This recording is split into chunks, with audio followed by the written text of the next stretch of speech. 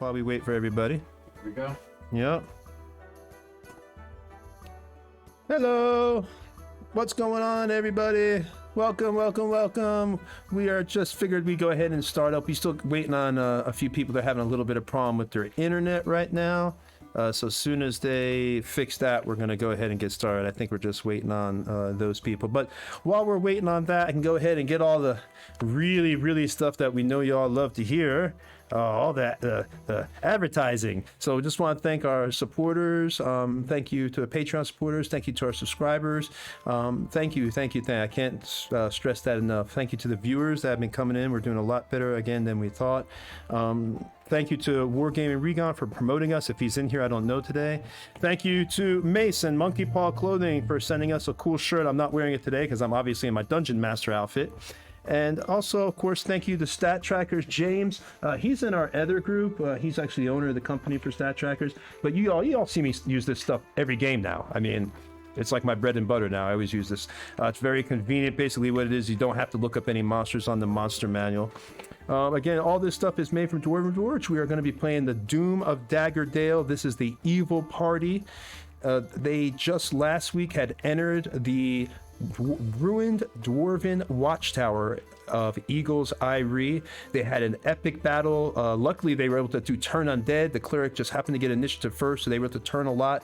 And then they had to battle some shadows. And they've been sent here by the constable because he wants to find out if there's any information here about the night dwarves, or at least that's what he's told them. And he's sent them to see what's going on. Of course, they also met some dwarves on the way that told them that this used to be their clan's home.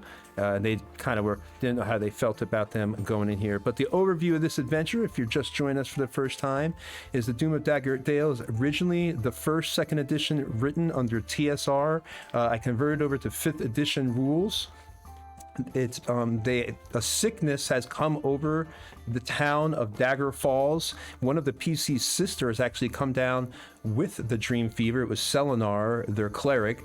His sister has that, and she's unable to wake. And many people in the town have died. And I did not think of this, by the way, because of COVID.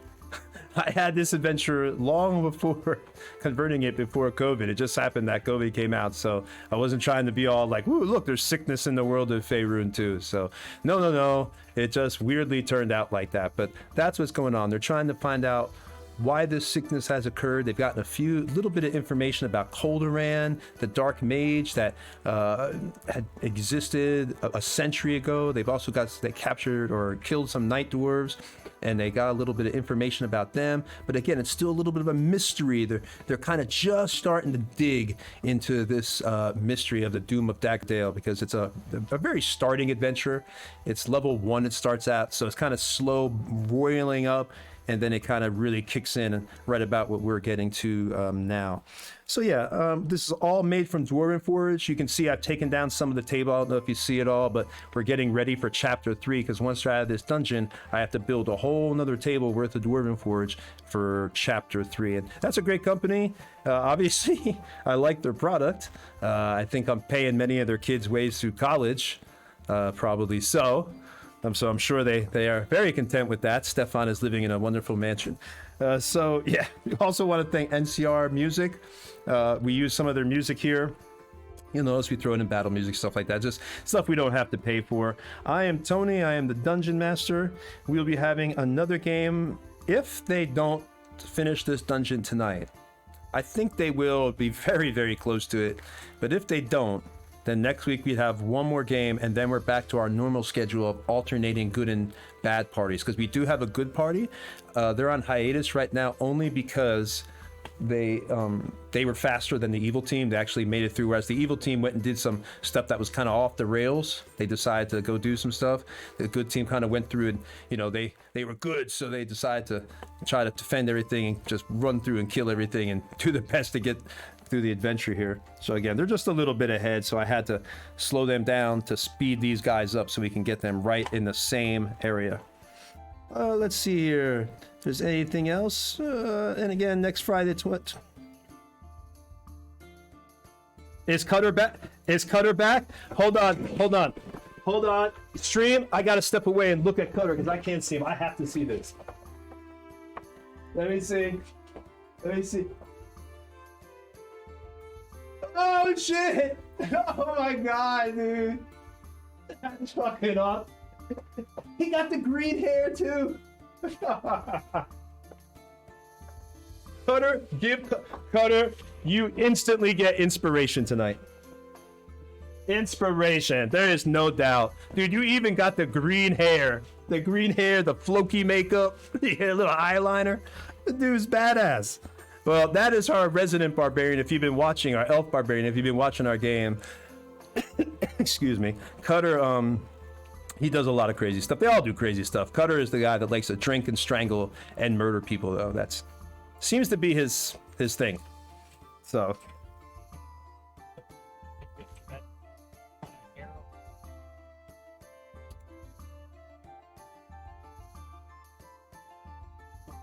For your cosplay guys who know about this, it's a cream you put on, it washes right off the water. It's great. Like it's not even. That is awesome. Yeah, cool. Yeah, it's ideal. That is awesome. I'm looking at it right now. Man, that is really cool. I thought I was good in my dungeon master outfit, but nah. You've upped the game, man. Now I'm gonna have to get old man makeup and make myself look wrinkly and old or something just to up the game. You're gonna have to. Yeah, I'm up to up my game, man. Yeah, there will be a point at which the Strahd sessions, you'll be seeing me in different outfits and stuff as well. I so can't wait to see you as a vampire. Please, God, dress up as Strahd. Please, God, so I can record that. Does that mean Tony has to dress up as Calderon then? Ooh. Is that what that means? I think the evil dark mage Calderon. I actually have him being painted by a professional painter now. I got a few painters now working for me, and I'm having a few characters. I'm gonna have them do a super crazy good job because it's really impressive just for that final. If you have a final battle, it depends on what you decide to do. I don't know, but yeah. Midgar says, "Hello, everyone. Oh my God, a Sega Dark Elf." So, a Sega Dark Elf. the Sega Dark. From the land of Sega. Yeah, cut it. Absolutely. That is lovely. Still a kid. For sure. All right, I'm gonna let everybody introduce themselves. Obviously, you know who Cutter is now. So he's the guy with the green hair. But I am Tony again. I'm the Dungeon Master. I'll let Young start first. Young, are you there? Yes, I am. Can everyone hear me? Yes, we can. We can hear you. Yes. So, hello everyone. My name is Young. I am the Paladin. Evil Paladin. My character's name is Gary, and she is a fallen Anatomora Paladin. And she is mainly here to have an adventure, but also kind of cause some chaos. All right. Next, let's get Raven up in there. Hi, my name is Jimmy Headtricks, and I've come from the land down under, where there's Australia. rain and thunder. The Underdark. It's basically the same thing, right? And I'm up here for my own nefarious purposes, with capitals and a trademark sign at the end. And so I'm here raiding this dungeon with my quote-unquote pals. The resident chef. Yep. I'll eat anything, basically. All right, let's get Rich next. Hi, everybody. Rich, I am playing Selenar Totaris, the Wood Elf Grave Cleric. They are starting to understand the different techniques and abilities that their group has that makes them valuable, and actually had to explain that to a new member most recently. They are slow to trust, they are slow to anger, but when the moment strikes them, and that can happen very quickly, they have no problem unleashing their rage, whether it be on a bridge-standing ogre or on an old woman trying to run an inn. Oh, that was sick. That was really sick, dude. That was a murder for people who didn't get to watch that episode. And you can see it on our YouTube channel. They murdered some people. then bought the person back at the brink of death so they could kill them 3 times over, then killed the witness and had Hatchet eat the evidence, and then threw her in the water, which she didn't like because she's at the back scene. That didn't turn out too well. All right, so next is Cutter, but we already know it's Cutter. I'll let you introduce yourself anyway. Go ahead. Sure. Hello, I am Cutter. I'm the last of the Blood Tree clan. I'm a Wood Elf barbarian, and ready to slay some more monsters and gain some more treasure tonight. Yes. All right, now it's Winged. Winged, you might be muted, buddy. Oh, is he there? Winged. He is there and moving. He is just not hearing us for some reason. He seems confused. He was trying to talk to the Oh, screen for there a you moment. are. Yeah, there you go. Perfect. The mute Yes. doesn't work. When I turn mute on, it makes me change my microphone each time. Oh, I would just use push to talk in that case. I'm not sure how to use that, to be honest. But yeah, I'm waiting We'll for figure that out later. Yeah, the video is frozen on stream again. Also known as Lucius Bearvon. Everybody calls him Luscious for some reason. It's really annoying. But yes, I guess I am Luscious. I'm a high elf wizard who comes from the area of the Red Wizards, and I'm trying to make a name for myself as an alchemist and a magic user. And I found just a group to do that in to get my way to the top. Any way possible. Hopefully without dying. All right, so that's Lucius. And now let's go with Mace. I'm Mace. I'm playing Hatchet. Hatchet is an outdoor cat, so sometimes I'm here, and then other times I'm roaming the countryside looking for mice that might have gotten away. But I am an urchin, and I know the sewers like the back of my paw. Should the paw never, change. But yeah, I'm pretty chaotic. Don't really have any morals. Wasn't raised knowing what morals were, so I'm ready to bite, kill, and pretty much take down anything that might, poses an obstacle for me. All right, well, that looks like we introduced everybody. And Hatchet, since she comes in and out, we just have like a little thing where she kind of just like seems to pop up from the ground. Because rather than take 40 minutes every time she comes back and just make it where she just happened to pop up from the ground, She has like the stone meld Yeah, it's just, spell or something. she's a special tabaxi, man. She digs, and she's that's what she is. She's a special tabaxi. So you'll see Well, her. like any cat, you go into a room to look for them. They're not there. You walk out of the room. And they're That's following true. Right behind you. Yeah, all cats have dimensional doorways. You always have to put the milk out. All right, so you'll see her. I put her right on the map right there. She's already right next to the group. They can be like, oh, what you doing here? Or whatever. But I'm going to let them go ahead and take it. What happened where they left off last week, and this is up to the stream. We don't like to leave off in battle, but we had no choice last week. But all these undead were turned. I think we are on round 4. So this will be, I guess, coming up on round 5. So they still have 5 rounds left of fear. These undead, they're all fleeing. So we were just going to do it where they went around basically and stomped these undead. We could do it where we keep going and they have to go around and kill them one by one. That's up to the stream if you want to do that. But then we'd have to start in a battle. What does the stream want? You want to watch them try to kill, or do you want to just quickly do it so we can move on? Let's see what the stream has to say. Yeah, let's cast your votes, everybody. Cast your vote. Banzai. Make them go around and kill every one of these undead, because there's a few of them left, like about 5, I think just 5 zombies and 4 skeletons. So they would have to go around and kill all of them individually, or they could just, we could just say they went and did it. I'll tell you what. Although I don't think it would take that long to kill them, personally. Game time, it wouldn't take more than a few seconds overall. In real life, it'll probably take us about a half hour. Yeah. I'm fine with anything. Have some fun with it. I mean, I would love the chance to use my little dice cam here and also shoot some arrows. Something tells me you're into gonna the have plenty undead. of chances to use that. Yes. Well, I hope Raven. so. Lots and lots of chances because I like it. All right. Well, let's try to think how I could do a really quick way to do it.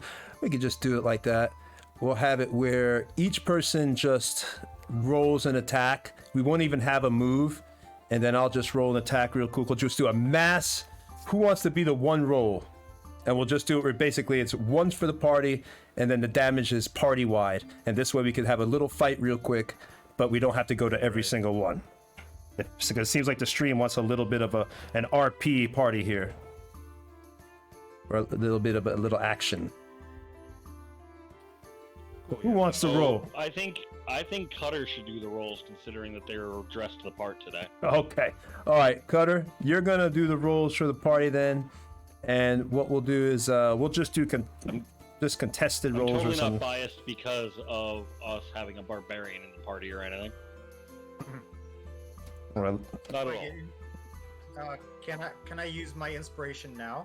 Yes, I'm just gonna bring all the zombies and all these guys close to y'all, and we'll say they're still afraid, but theoretically y'all have run up on these guys, each one, so this way we don't have to have y'all spend 40 minutes. Me. What'd you say? Don't surround me. Don't surround me. No, don't worry, it's not gonna be like that. Lucian, what you missed was last session, we decided that Cutter was going to use you as his weapon. Human shield. What? Human shield. Why am I in the room and not hiding in the shadows like I was last time? Well, this is where you were. I haven't moved the pieces. Pieces have not really? I been. moved in. That Yep. was a mistake. Yeah, you moved in. Pieces That have was a not been mistake. moved. Oh no. All right, so we're just gonna move all these zombies and let y'all beat the shit out of these zombies as they're close to you, so you don't have to do 10 million movements to get to each zombie across the room. That sounds good. This way we get our action, and because people want a little action, and you can also RP. If you want to RP right here, right now they're still afraid. They've just shambled close to you, but they're still in fear, we'll say. If you want to take it from here, guys, and let me know what you want to do. You don't need to do any initiative. You can just say who wants to attack and which one, and we'll just do it like that. Actually, it's better. I am Take 'em definitely down. attacking and backing the hell up. Take them down one by one. They can't attack until we attack them. All right, so go ahead and give me whoever wants to do the roll for the party. Start just doing it. Are these contested? So if I win, we don't take damage? Yeah, and what we'll do is if you win, then you just do a damage roll. If I win, then I'll just do a damage roll with the zombies. So we're just going to do attack rolls, contested attack rolls, and there we go. I'm going to do it for the skeletons right now, so this is nice and quick. Because we usually don't like starting on combat because we want to RP a little to, but let's do this real quick since this is what people want. All right, go ahead. I'm going to roll for a short sword attack, a normal roll. And I rolled you roll. Oh, it figures. First roll of the night for the DM. 20, huh? What was it? Cutter, you're 16. What is the modifier to that? Oh, that's right. Your modifier. Don't forget your modifier, Cutter. Do I get my modifiers? Yeah, Well, we're rolling an actual attack roll. Yeah, it's rolling an actual attack. Yeah. Okay, then.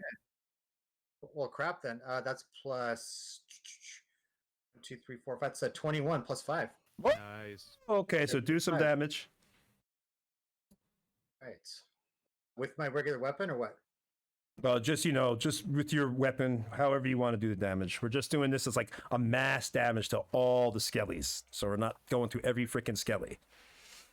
Gotcha. Unless the stream really wants that. Sounds good to me. Yeah. Here we go. All right. 6 points. So 6 damage comes off that skelly. All right. Just pull that up.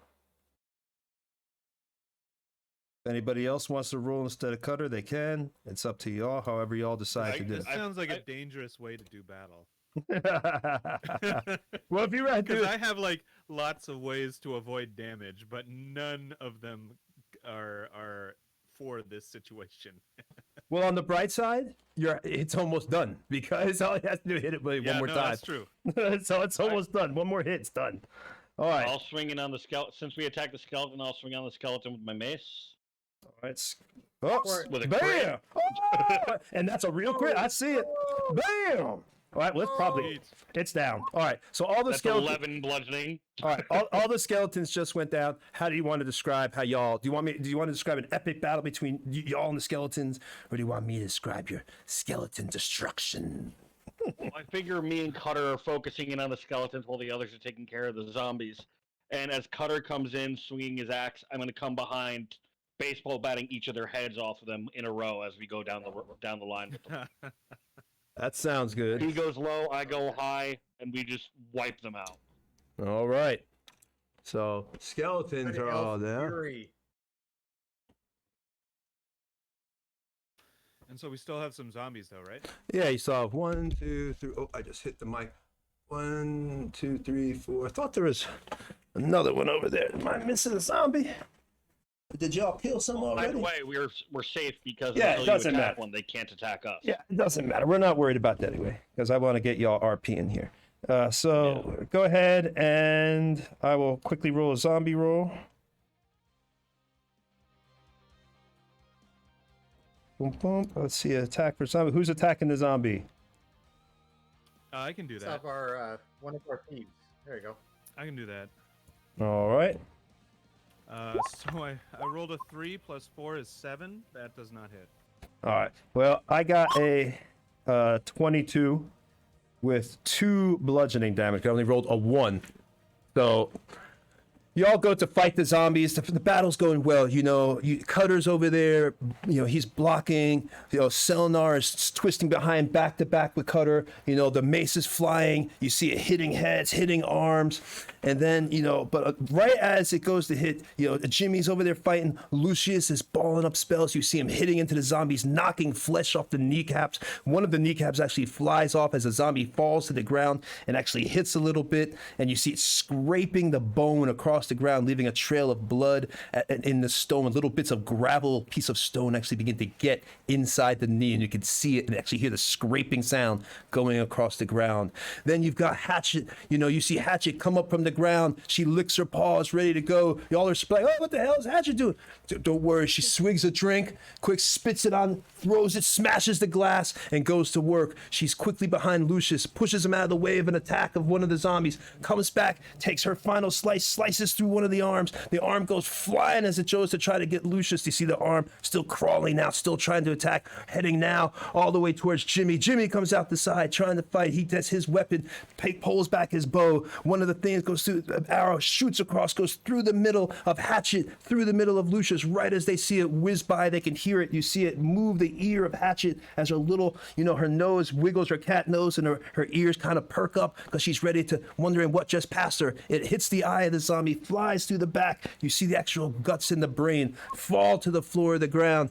And then finally Yuri comes in. She has her sword ready to go. She comes in ready to get that striking attack, slices off the actual midsection of the zombie, but doesn't get the full strike. It's like a Pez dispenser. The zombie is still connected by the spine, but it's like falling backwards because there's no guts or anything, just the spine holding it and no muscles. So you literally see it flopping forward and back as it's trying to attack. But one attack is able to get off. It gets Jimmy and does 2 damage as a zombie lifts up this. Yeah, it's scary, right? That's it. Lifts up Jimmy. You see this zombie coming. It scrapes down the face of Jimmy and it holds his eyelid. It's pulling it. Jimmy's trying to hold his. And the zombie's literally pulling it. You see the eyelid stretch it more than you could ever imagine. Jimmy's eyeball, because the eye is pushed back a little, just starts to fall out, but he's able to push it back in and hold it, but the zombie has gotten a piece of his eyelid. I'm gonna keep that in. And it's eating his eyelid. And now we move to another attack. All right. All right. I had to do a massive battle so we didn't have to fight every single one. Yep. No, that's great. All right. I like the idea of balling up spells. That was cool. I had to do all right. So next attack. Who's fighting next? I only did 2. Someone else roll for the zombies. Oh, I'm sure they're gonna beat that score. I'll take it. All right. Discord is frozen again on the stream. Are you sure it's not your internet? Because let me make sure. No, you're moving, but Discord is frozen. Oh, Discord is frozen. Or Our cameras are frozen. Yeah, on stream though. on stream it's frozen? Oh, okay, hold on. See if So I. none of the players are moving. All right. Well, hopefully, can the stream still hear us? Can y'all still hear all the players and everything, or is it just their cams that are frozen right now? Testing 1, 2. Ah, there we go. Oh, there goes Lucius. Yeah, and For some reason, Lucian's I not mean, I guess freezing. I'm not the one to answer because I'm. Josh is not freezing. Yeah, can everyone still hear us, or is it just their cams? Because I They can can still see. hear us. Okay, because I can see a few. Josh was Josh is moving. the only one that's moved for some reason. Yeah, Josh is the only one Josh moving for is the some only reason. one that's moving. Weird. Hmm. All right, Probably just faulty sources. Probably just but they can hear. You can hear all the players. Okay, we'll work on the video. Maybe I'll just shut down my because I have. Time here they come. Okay, here they go. Looks like they're coming back in.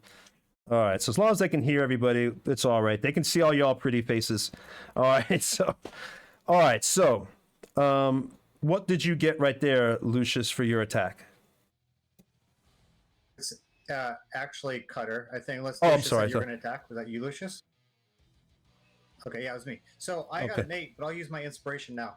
Go for it. Use that inspiration, Cutter.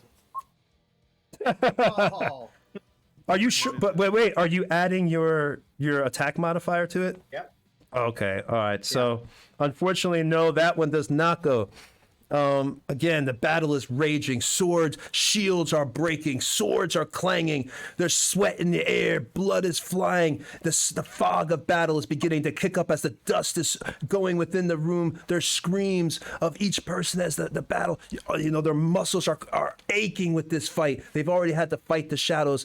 And at this moment, everybody's still engaged in each battle. And Cutter goes to attack one of the zombies. He tries to get a leg up because he really wants to just take this battle and be done, and he swoops behind the zombie, but as he does, the zombie shuffles just in such a way where Cutter trips. As he does, the zombie falls on Cutter while he's on the ground and begins biting into his back. It literally bites into his buttocks and bites a piece of his ass off. Poor Cutter is now an assless assless elf running around, and you see the chunk of the butt fat. The zombie is sitting there in the corner just chewing the butt fat, and Cutter begins to scream as this blood begins to run down his thigh and his leg, and he's running around. It almost looks like he's trying to hold in a shit, but, obviously it's not that. He goes, hold in the side. Tony, Yeah. I Yeah. hate to be a rules lawyer, but there's no way Cutter has any fat on his body. Have you seen him? Let me look at that mini. That's pure muscle. All right. He is sexy. He's sexy. All right. So, all right. It's not chewing on butt fat. It's chewing on butt muscle. That's hard. It's the muscle's so hard the zombie can almost bounce a quarter off it. It's just like, just chew it away. That's much better. Imagine me saying, "Don't look at me, I'm ugly." Oh my God. Oh. I'm kidding, by the way. But imagine that's what he's saying, just out loud, as in an actual reaction. 2021, the year of sea shanties and eating ass. Just Eat ass, dude. Hey, there's no other Dungeons and Dragons stream where they're going to talk about eating ass, and it's realistic in the world of Faerun. What can I say? I mean, that's just only the best family value streams for all y'all. Yeah, and it makes sense in context. Yeah. All right. So, dude, this is so bad. We're gonna get so banned. Twitch gonna be like, these people got problems. All right, and I'm not even that effed up, man. I haven't eaten any cookies. All right, so next fight. So this one, who wants to take this attack? Y'all should take turns attacking. Let each person get a turn. I would think, but it's up to you. It's up to y'all I though. took one already. I see up in the chat, Lucius did throw out poison spray. Oh, okay. I didn't hear. Which Selenar mocked him. Lucius, if you would go ahead, grab your attack. Yeah, see that? Didn't you learn that in your books? Well, who wants to attack this time? The zombies just rolled another high roll here. God darn it! Hoping this battle be. Man. Hoping this I battle. can take it if you want me to. Yuri's got her hand I up. can go. Okay, yeah, I can go. go. Roll that attack. Come on, That Yuri. Beautiful bean footage. Ooh, she rolled a 23. Bam. All right, so Sweet. all right. As Cutter is screaming, he's because the zombies are seem to be getting the edge up. Your party's being pressed against the wall. The tension's in the air. Fear is beginning to come into your veins. It's the icy feeling of fear begins to flow in your veins. But at that moment, Cutter, loving the feeling of battle, he just runs into a zombie, and he literally takes his sword and hacks from the actual collarbone right here all the way through. You see the heart, what's left of the blackened heart, the shriveled up lungs, flesh, all just begin to pour and fall out. But because the zombie is an undead, it's still alive, trying to go after Cutter. Cutter takes it with his own hands, digs his hands into the ribcage, holds the bones up with his hands, and literally begins to rip and shred the zombie like a piece of paper. Blood flies up in the Cutter's face. You could see he's almost enraptured by it. His smiles comes across his face as the blood is splitting. And it's in his hair. He shakes his hair. It's almost like one of those shampoo commercials. Oh wow. Where he's shaking his hair. It feels so good with the blood in his hair. The rest of the party is fighting. There's still, there's swords are going everywhere. You see arms being flailed off by the zombies. Screams are still going. And this zombie takes 8 damage from Cutter this time. Oh man. All right. I hate to see what 12 damage looks like. All right. So next, who's going to take the next attack here? I can do that. I've got this is with a +4, so that's 15. Ooh, you hit. You hit, then. You hit. Sweet. Just beat me. You just beat me. So All right. Am I what kind of scale am I using for damage? Well, whatever your normal damage would be. Okay, so it's a d6. So that's 3 plus something. 3 plus 2 is 5. All right. So you want to describe it? You know what? It's 5 damage. Just deduct it. All right. It's down. This thing is going to be down. Oh, really? Awesome. Yeah, they're all down. They're all down. So Well, what I did was I shot it right through one of the vertebrae, and its head kind of fell a little bit into its chest. This is one of the zombies or the skeletons? The zombies are all It down. falls into its chest, and just its eyes are poking out of its rotten, corpsey neck hole, and then its eyes glaze over even a little bit more, and the thing falls down. All right. So they are all down. Now y'all can RP. The zombies are down. Skeletons are down. Everything's down. Y'all can take it away. Cutter popped up during the battle. She's, has her alcohol ready to go.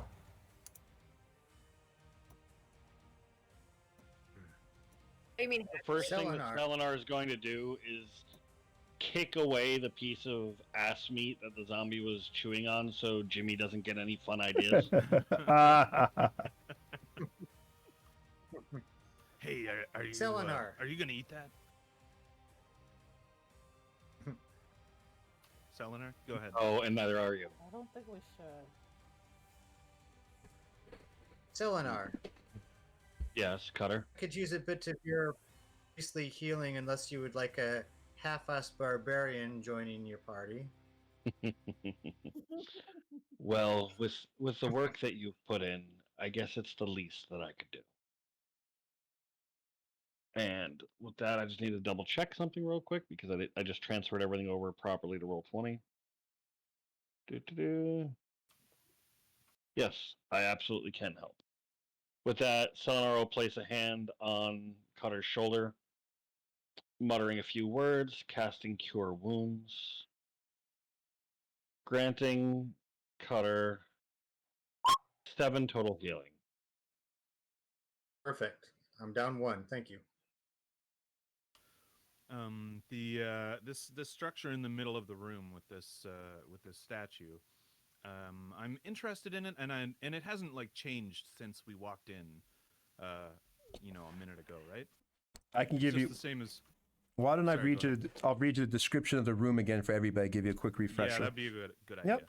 All right. Dozens of arches and flying buttresses shore up the ceiling of this enormous cavern 20 feet above, lit by diffused light from a bright glowing orb in the center of the room. The fourth pillar, or the pillars, are dark, and the central chamber is decorated with a bas-relief border depicting bearded dwarven legions fighting hordes of orc trolls. The areas under the arches have been carved into niches, fire pits, and areas separated by low stone walls. Perhaps tapestries or curtains once hung before them. There are 6 exits leading out of the room, including that from the secret passage where you entered.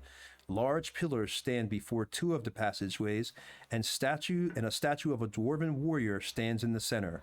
2 other passageways are undecorated. Our set of rusty iron double doors indicates the 6th exit. Right, and I'm just gonna start scanning the room for traps. And I know we're supposed to be in the middle of an RP scene, but I feel like that's of the utmost importance. So that's what I'm going to be doing. All right. When we come back to you, then you can tell me where you're looking for traps, because they can't just say the whole room. The room is huge, so you'd have to tell me a specific area, where you're going. So we'll just let me ask everybody what they're doing. So Yuri, what are you doing right now? I do not have much of visuals right now because my computer is running really slow. Oh, no. Yeah, my computer is running really slow. So I have Roll20 and I have everything else, but I do not have Twitch. Right. So So there's like a statue in the middle, a whole bunch of stone pillars all around the outside of the room, and 6 exits. Yeah. What would? Have we gone through any of the exits, or are we just looking at the room? Yeah. No, we just walked into the room and there was a big battle. I kind of want to look at the markings to see if there's anything special. The markings? I like any of the any like special markings, anything that kind of looks magical. So you're investigating for like magical kind of stuff. Pretty much, yeah. Okay. So what do you mean? What do you want to investigate? I kind of just want to invest if there's anything like magical in the room, if that makes any sense. Like around the outside of the room, maybe, or the statue. Yeah. Around the statue. Okay, we'll do that when we come back to you then, because both you and Jimmy then want to do rolls. So let me just ask everybody what they're doing from an RP sense here. All right, Jimmy and Selenar, what are you doing, buddy? Selenar is actually going to move up towards the far end of the room, looking at the glowing orb and the other statue work, not touching anything, but sort of just investigating, trying to see what would keep something like that powered here after so long being abandoned. All right. Since that's a roll as well, so everybody's going to be rolling. All right, so next then we'll have Cutter. What would you like to do? Can I climb up the buttress without a roll since there's no combat? But then I don't get to make fun of you if you fall for comic relief. I mean, that's kind of the whole point, is we get to have comic relief if you fall. There's plenty of reasons for you to make fun of it. Plus, all right. You know what? You're so cool tonight in your outfit. All right. You're climbing up the buttress. Okay, so I'm gonna climb up there and pull out my bow and just be kicking to my perception and making sure that nothing skulks in on us while everyone's poking around the room. All right, let me put you actually on this buttress over here so the stream could see that you're standing on there. Okay, so you're just got your bow at the ready hanging out then. Yeah, and I'm trying my best to keep an eye out for anybody who might skulk into the room while people are investigating. Okay, all right. Like a held action? Yeah. That's what I assumed he was doing, was a held action. So if something rolls up in the room, he's ready to shoot. So now it's Lucius's turn. Lucius. Did I ever pronounce that name right? Can you hear me? I know you don't. It's Lucius. I'll never help you dying before I pronounce right. Go ahead, buddy. What would you like to do? Well, I was gonna do the same thing Selenar is doing. It seems like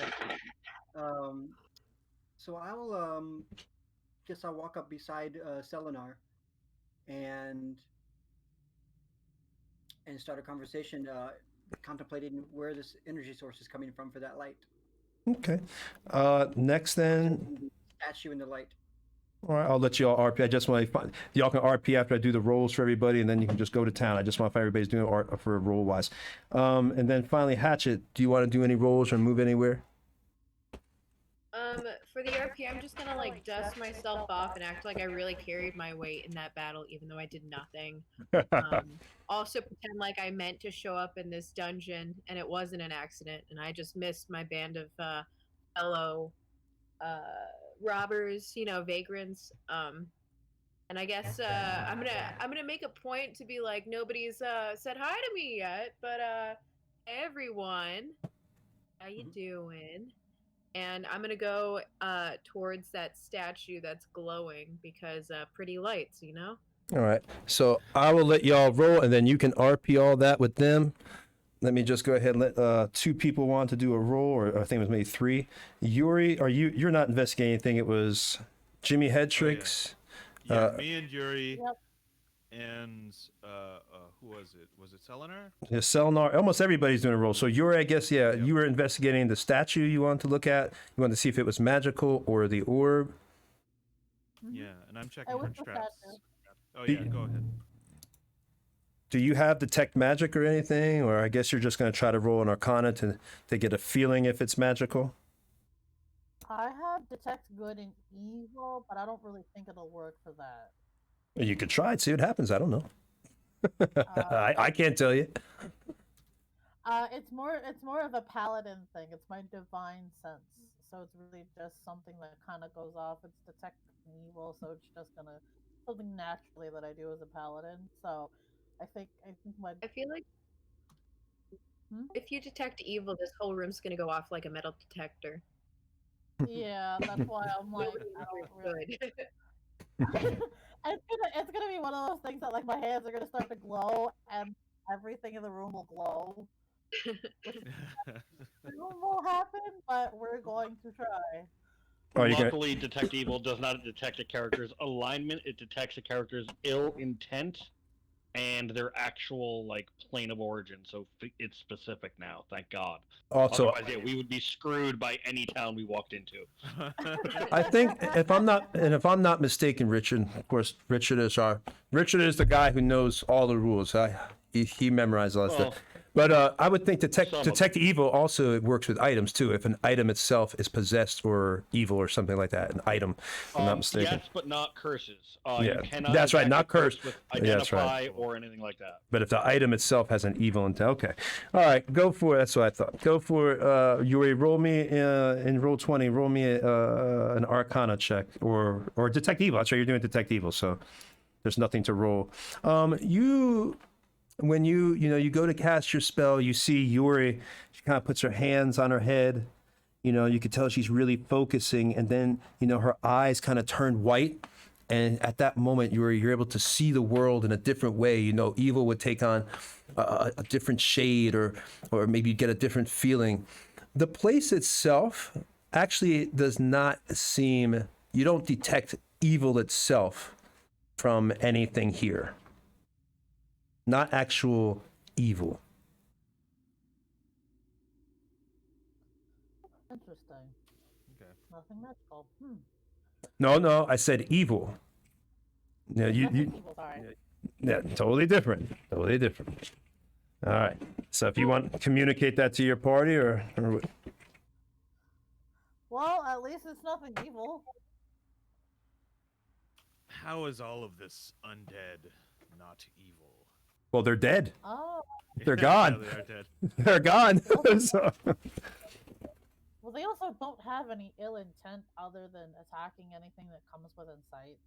Right. So, I mean, unless they're like a 50-foot-pound barbarian or a paladin or whoever that may be, I'm gonna continue searching for traps as well around the outside of the room. I guess the entrance that we came in. I'm gonna start by going left, and sort of kind of make a circuit around the room. That'll take a couple turns probably.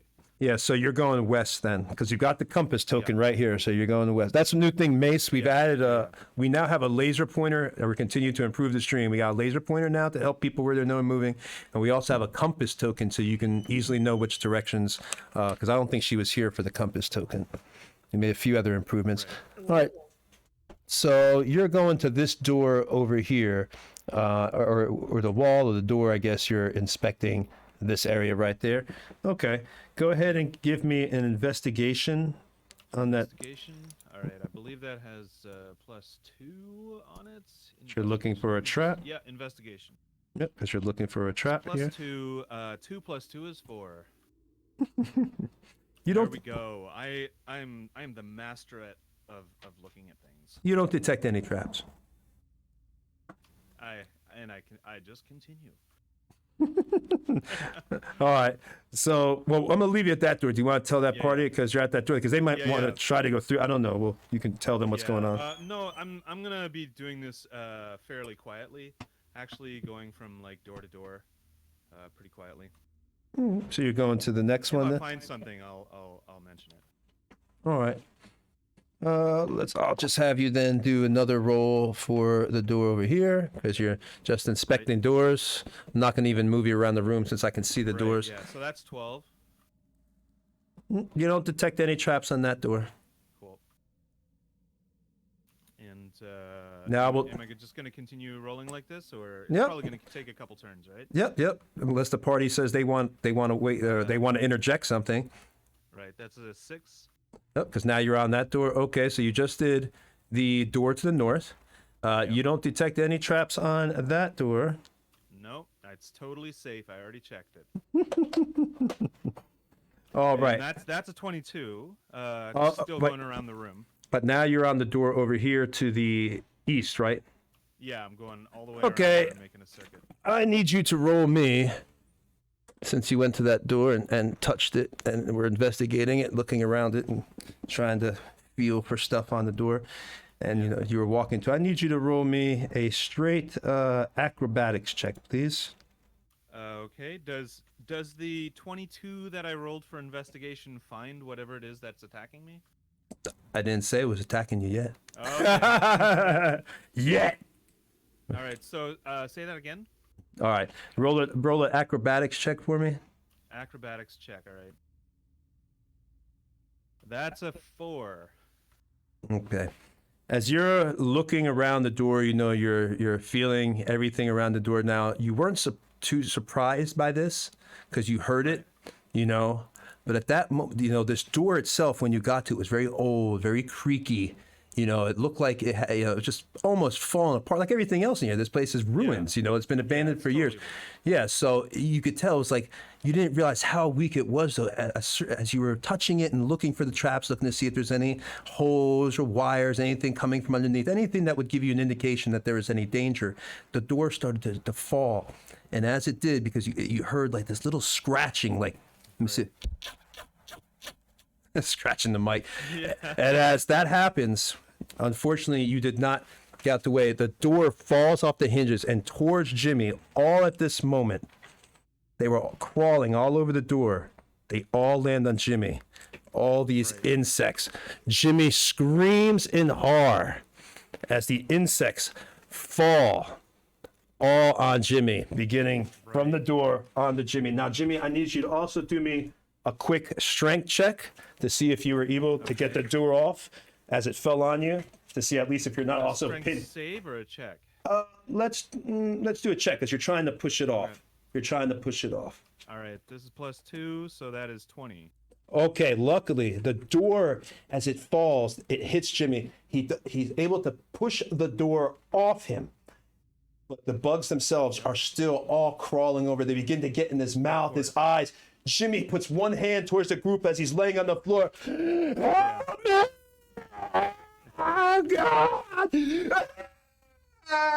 and he's got 5 right now, all on top of him, giant fire beetles. And then it looks like you can see more, Jimmy, to your utter horror and disgust. You see more in the room, and even worse, because you're pinned and the other ones are letting out their pheromones. They now see you. Right. All right, so you are completely pinned. They're going to get, since you weren't able to dodge, they're going to get 1 round of attacks off on you. Okay, I can't believe a 22 didn't see this. A bunch of firebugs. You were looking, you didn't see. There's nothing to see. They were behind the door. They were on the door itself. Yes. Nice here. So remember, I was waiting with my bow, so can I get an attack at these guys first? Yes, you can. But let me go back to Jimmy's thing, as I don't want him to think I'm being unfair. But yes, Jimmy, if they had been the other side of the door, you most certainly would have seen them. But they were sitting there just kind of like crawling on the door. And when you walked up, at that last moment, that's when it pushed over. There was nothing really to see. That's why I gave you the acrobatics, so it wasn't a straight surprise that you could have got out of the way, but you failed the acrobatics check. So I was trying to balance it out to be fair, to give you that chance to get out the way, because you did hear something. It wasn't like they automatically got you. I'll defer to you. I just it was an investigation check on the door. Well, I'll tell you what. You know. Now I feel bad. My thought would be that you're investigating for traps and everything, and that's why you didn't. That would have been a more of a, if anything, a perception, and maybe because you heard something. But that would be, if anything, my thought of perceptual. But it's up to y'all. If the party thinks, I want to be fair to the party. If the party thinks that he deserves another chance, that investigation would have somehow determined the fire beetles. Or nothing. Like, I'll totally defer to you. Yeah. It's the DM's rules. Sorry, say that again? I say it's the DM's rules. Yeah, no, that's true. All right. I can't place any type of argument because I wasn't paying attention because I was in the process of sending out a mass gifting to the channel. Oh yeah, thank you. I just saw that. That was awesome. You're awesome. Thank you so much, freaking Sound. I did it for my own personal reasons because Tony, that's 6 subscriptions to the channel, which means you get to sing and dance for me. Oh my God, Yeah. you just want me to be your slave. That's all. He didn't do that out of Dance kindness, for chat. me. He just wants me to be his bitch. That's what it is. I might as well put Well a worth collar. $25. I might as well get a spiked collar and just start crawling on all 4s now. Yes. All right. But yeah, what I want to be, I don't want anybody upset. You said DM's rules. Yeah, DM's rule. And I mean, How about you already, tell you already what. ruled. All I right. wasn't trying to change your mind. I was just saying, like, I don't believe it. Oh, it hurts my heart though, man. It hurts my heart because I don't want you to be unhappy. But yeah, in my mind would have been that you just don't see them because there's nothing to see. They're just on the door themselves, and the door fell over on you right when you were starting to investigate. So I'm covered in these bugs, and Cutter's gonna get a shot off. Yeah, you're screaming. And as you scream, one of the bugs crawls into your mouth. All right, Cutter, go ahead and take your shot.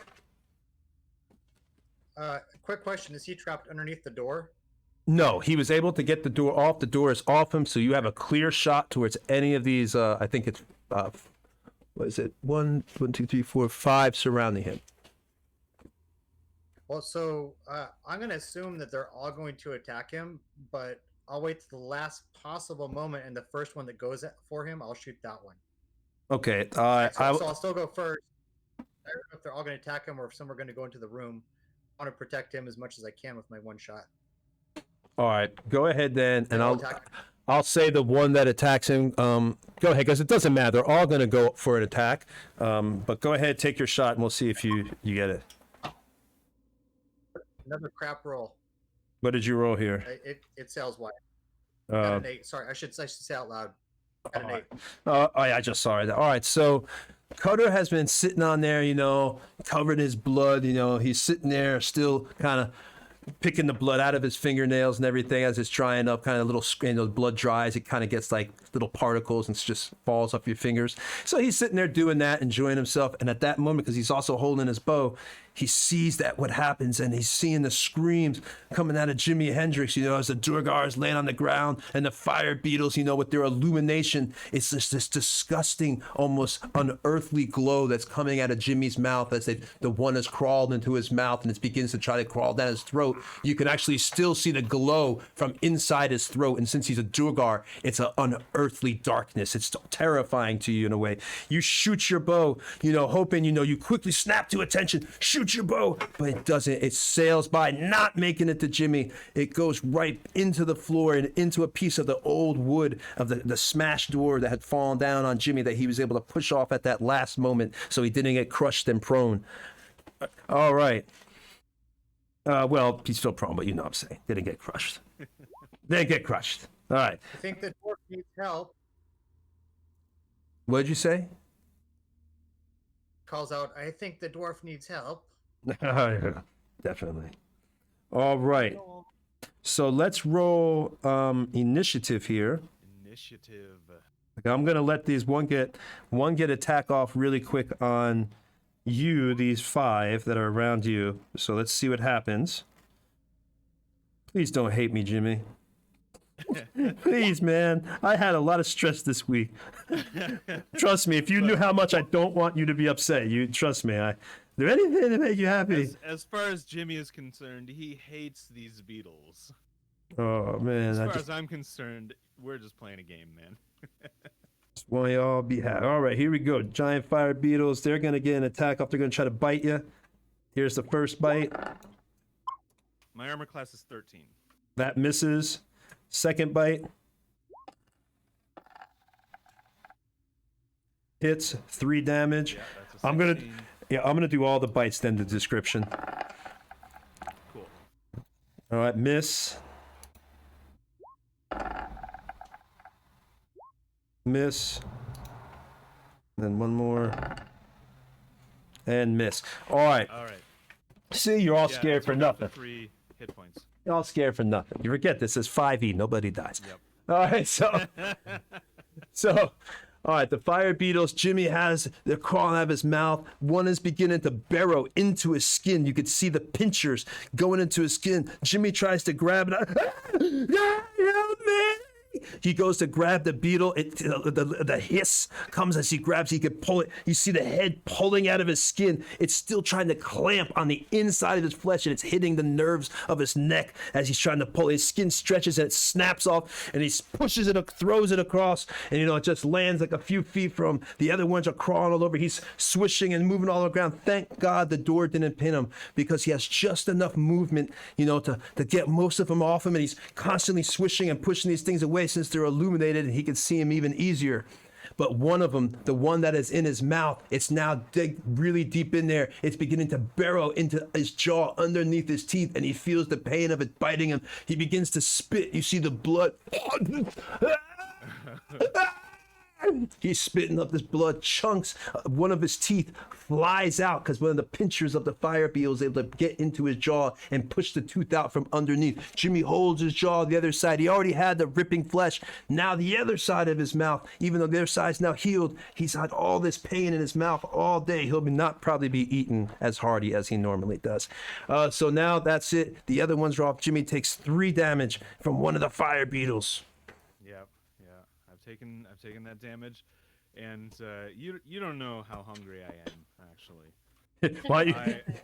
There is literally food in my mouth. Dude, if you attack, Jimmy, when you get your turn, when you attack, I hope that you get an attack off, and because I could do a description where you literally eat the beetle that's in your mouth. Yeah, that was my attack. It was going to be a bite.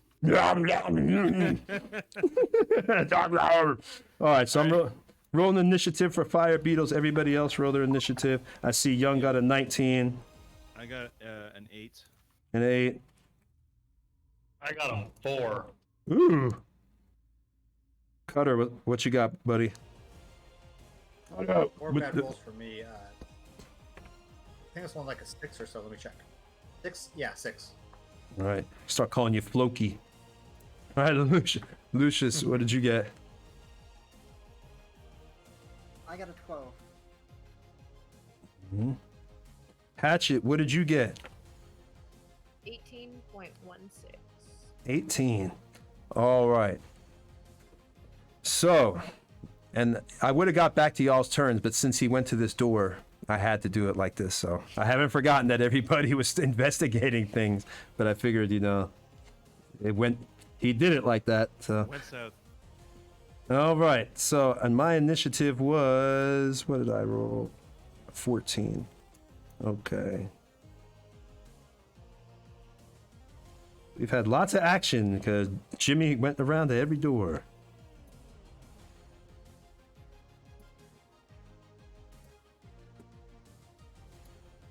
I just posted what you'll be singing and dancing to in the chat, by the way, Tony. But of course. I hate you so much, Richard. I really do.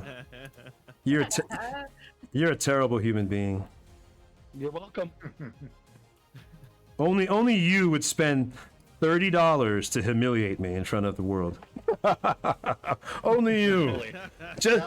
Just wait till you go to the next convention with me. You know, I suggest you don't eat any food. we did it. Threat. What'd you say? Think you can do anything to traumatize me, Tony? Come on. No, we had a great time at that We both know convention. who the really messed up one is. Who just said that? Was that Yuri or Mace? It was Mace. I said that he could poison you.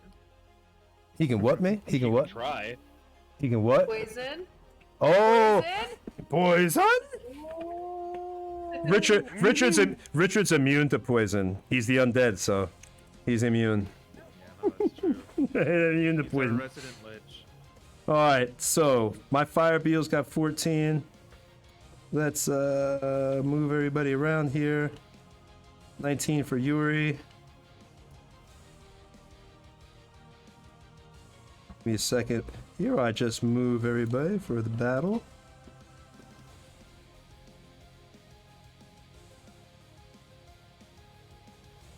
So Mace got an 18. He's right there.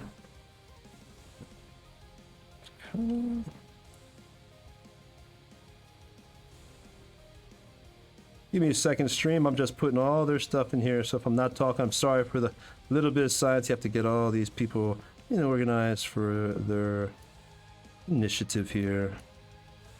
I can't believe I'm gonna have to eat this beetle. I can't believe it went right in my mouth like an idiot.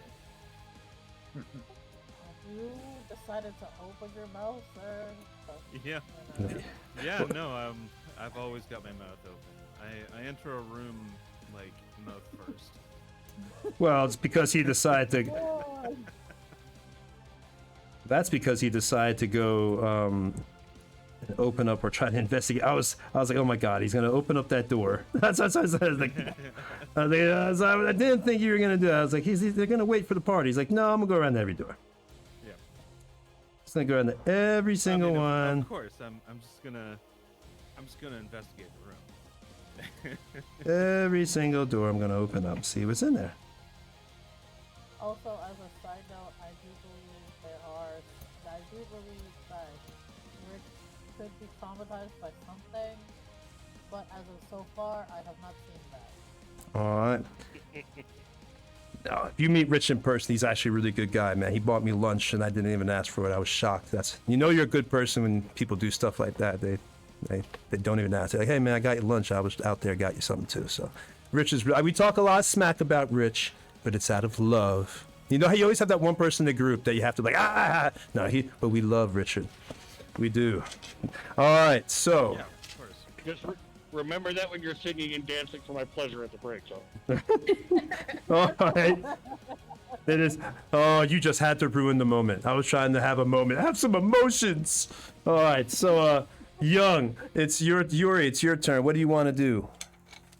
I'm gonna go over towards Jimmy Hendrix, and I'm gonna go over and try to basically attempt to take my weapon and slice the bugs. I don't think you can make it from where you are. 1, 2, 3, 4, 5, 6. You can make it to right there. Okay. That's about the closest path, because the other path you'd have to go around the globe and everything. So That's the fastest path. Do you have a ranged weapon of any kind? I shouldn't be telling you that. Ranged weapon? Nice DM says what? I have a javelin. I can try shooting one of those bugs, but I don't trust my ranged weapons. Just a little bit. I I see would- you eyeing your javelin and then putting it away, and I'm like, oh god. Oh my god. I don't trust myself because I don't want to like take your eye out and like I have a little bit of fear for that. I have a little bit of that is a general player, and my character's like I just don't care if I shoot him or not as long as he's fine. Like we have a cleric, we have Saladar, but you know. Yeah. And Cutter has already taken a shot at me. He doesn't care. What's the I don't worst know- that could I know happen? that. What's the I know worst that. that could happen? I mean, really, what's the worst that As could long happen? as I hit I'm something. gonna just go for it. I'm gonna just go for it. If I hit you, I'm sorry. Yeah, no problem. Go for it. What you get there? Let's see. That's a 9. Okay, that does not do it. So Yuri comes around the corner. You know, the fallen paladin, her black wings, you know, her blonde hair. She can't reach with her sword. She goes and takes out this javelin, you know, the beautiful shaft of hewn yew wood that she got in town. And she goes, puts in her arm, she sights it, puts one hand in front of her, puts the other like that, puts the javelin straight down her thumb so she thinks she has a really good aim, and with all her might she throws. But unfortunately, because Jimmy had been, you know, moving all over the place, combined with the screaming and the lights of the fire beetles, because it's flashing everywhere, it kind of threw her off, you know, her aim, and it goes right by and through the center of one of the buttresses and lands in the crack of 2 rocks that had fallen from the wall, and it sticks there, and it kind of like, ding, you know, like when wood like thongs for a second when it hits something like. Yeah, boing. Oh, good sound. Thank you. How's the sound effect? Oh, like what the hell sound? I can't remember the sound. Boing. There you go. All right. So boing. There we go. And now it is Hatchet's turn. Miss Tabaxi. I feel like I can get pretty close based on like where I am with the globe. So I'm gonna get as close as I can. And by giant beetle, you just mean giant as like compared to a normal beetle? It's a giant. You actually have. These are common creatures in the world of Faerun. It's a giant fire beetle, so you know them. They actually emit a radius of 10 feet of light, so you can see them pretty well. Obviously, you have dark vision anyway because you're Tabaxi, but you can see them pretty well all in there. And you can actually get 1, 2, 3, 4, 5. You can actually get close enough to attack because They're technically. like the size of mice too, right? The size of a halfling. They're small creatures. Yeah. So. Oh no, okay, that's pretty big. They're Yes. like Okay, I they're was like gonna Doberman Pinscher try to size. stomp on him. So they Okay. can. They're, So, they're pretty big. but you can reach Jimmy Can I and range attack. back- I'm gonna take back my move then, and I'm gonna use a ranged weapon. Mhm. I'll throw one of my daggers at them. All right, go for it. Roll it up. Whoa, roll it up. So I got a 4. No, unfortunately, fortunately, that does not hit. Obviously, hit 4 is not going to make. So, you know, Hatchet comes in. You know, she's looking around the globe. She stands next to the statue. Kind of, you can see her. She takes this dagger out from her back, you know, that she has prepared for her adventures, you know, in Faerun when she goes underground in the sewers and catches the mice to eat and everything else.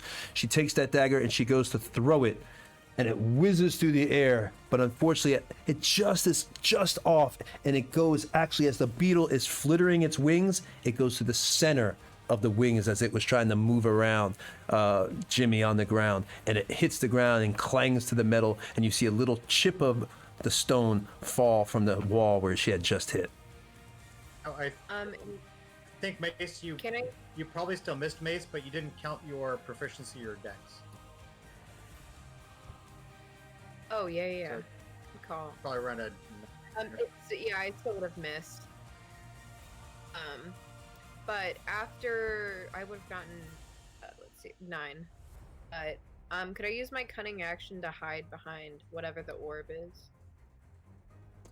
It's emitting light, so roll me a stealth check, and let's Okay. just see.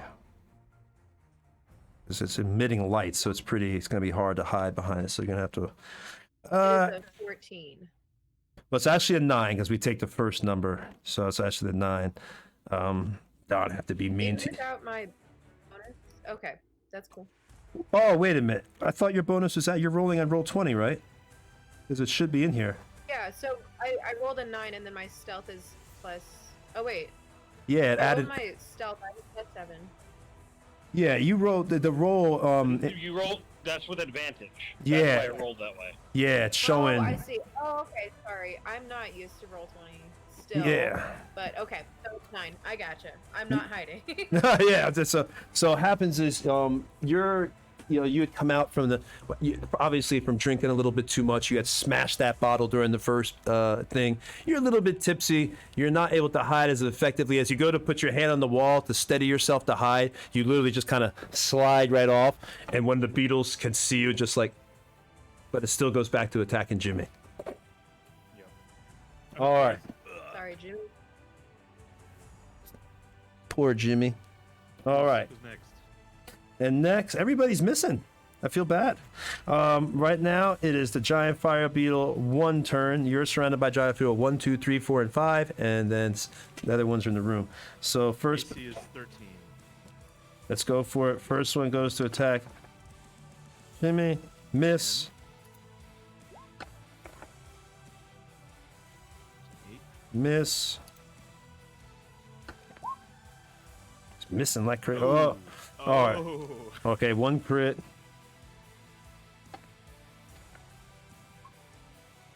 Another hit with 0 damage because they have a negative. damage. Yeah, because a negative. He rolled a 1 and it's a -1 to their damage. So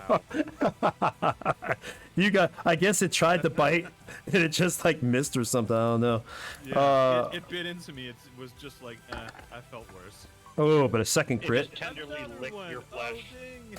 And these are real rolls because it's roll 20. So these, you can see the crits for yourself. That one brings me down to 0 hit points, All right. and I go unconscious.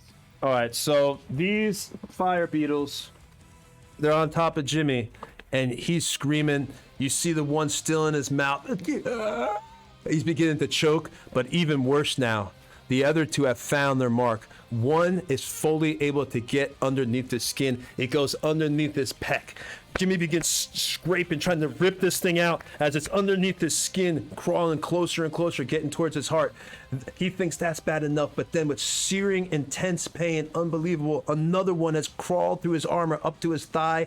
Luckily, it doesn't get him in a really bad spot, but it is able to get into his thigh, and it crawls into his thigh, and it's now crawling its way up to his intestines. He can literally feel it in his intestines. It bites. He's never felt a pain like this before. It's being bit with pinchers from the inside out, this thing, and at that moment it crawls out with a little piece of intestine out of the wound that it created. It begins trailing the intestines as it's pulling them. Jimmy's trying to pull the intestines and push them back into him, but the thing is pulling That's at when I him. pass out, though.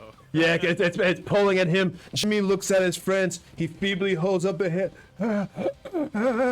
He knows they're evil. Yeah, without me, they won't make it either. Yeah, he doesn't ask for help. He just appeals to their nature of self-survival. And at that moment, with the last tug of the intestine, Jimmy's eyes snap wide. And he makes a sound that almost sounds like a deer. Have you ever seen a deer be shot and it dies in nature? It makes a horrible sound. And that's it. And then Jimmy goes unconscious at 0 hit points. All right. Then the other ones, they're starting to come out. Let's see. 1, 2, 3, 4, 5, 6. They're kind of right here in the same area. So most of them they haven't gotten to Jimmy yet. They're all just kind of moving up here towards Jimmy at this point, because I can tell all their movement points. We put them right there at the cusp of being to hit Jimmy. So next round they're gonna be, but these ones are at the door now. They're coming through. And now we got a camera change going here. All right. So let's go ahead Did I and just skip that 14? what'd you say? Did I just skip that initiative 14? Wait, what? You didn't skip anybody. You got a 12. Yeah, Lucius. Yeah, Lucius is a 12, and these guys are initiative 14. The giant. I thought you were going to a new round. I'm like, what? No. I was finishing up the other 6 beetles that were in the room. I moved them out, but all their movement points just got them to the threshold of the door. So now it's actually your turn, Lucius. I want to catch frostbite at the one that's tearing out the intestines. All right, so that's beetle 1. And it looks like I rolled a 0. Do I actually have to roll for a frostbite? Let's see what it says. You cause I must make a. Nope, I just do a Constitution saving throw. So, there we go. Sorry, I don't know exactly what frostbite does. I'll learn everyone soon. I'll memorize it. I rolled a 13. I think that's probably a save. Yep, you made it. And so I guess it. You rolled a 12. Oh no, I rolled a 12. I'm sorry. I just saw. I was reading his roll for some reason. I'm sorry. You're right. I rolled a 12, so Yeah, I failed. It takes 14 or 4 damage, cold damage, and it has disadvantage on the next weapon attack. But yeah, Well, actually, that destroys it. So how do you want to do it? So I just put out my hand, hoping desperately. I turn around, I see that he's screaming and crying for his mother and and his sandwich, and I just crying for his sandwich, and I just put my hands out and just shoot out some icy tendrils from my fingers, and zap the one that's pulling out his intestine, hoping I can save his life in time. Oh no, he's down to 0 hit points. So his life is not gone, but I think he'll have to do a death saving quite throw. yet. Y'all get merciful here in 5e. Death saving throw. All Tony, right. I would just like to say something real quick, not to interrupt, but I think I've been punished by the D&D gods for my hubris because I just did at least 1 point of fire damage to myself. Right before stream, I was eating buffalo wings. Guess who didn't wash their hands well enough and then rub their eyes? Oh no! Oh my God! He rolled a natural 1. Natural All right, 1 on everybody, eating. This is what 1 point of damage looks like. Natural 1. It's rubbing buffalo sauce in your Yeah. freaking eye. Yummy. Put some ranch on there. Literally Cheese pepper all the spray. way. Literally I'm pepper okay. It spray. just fucking burns. Holy shit.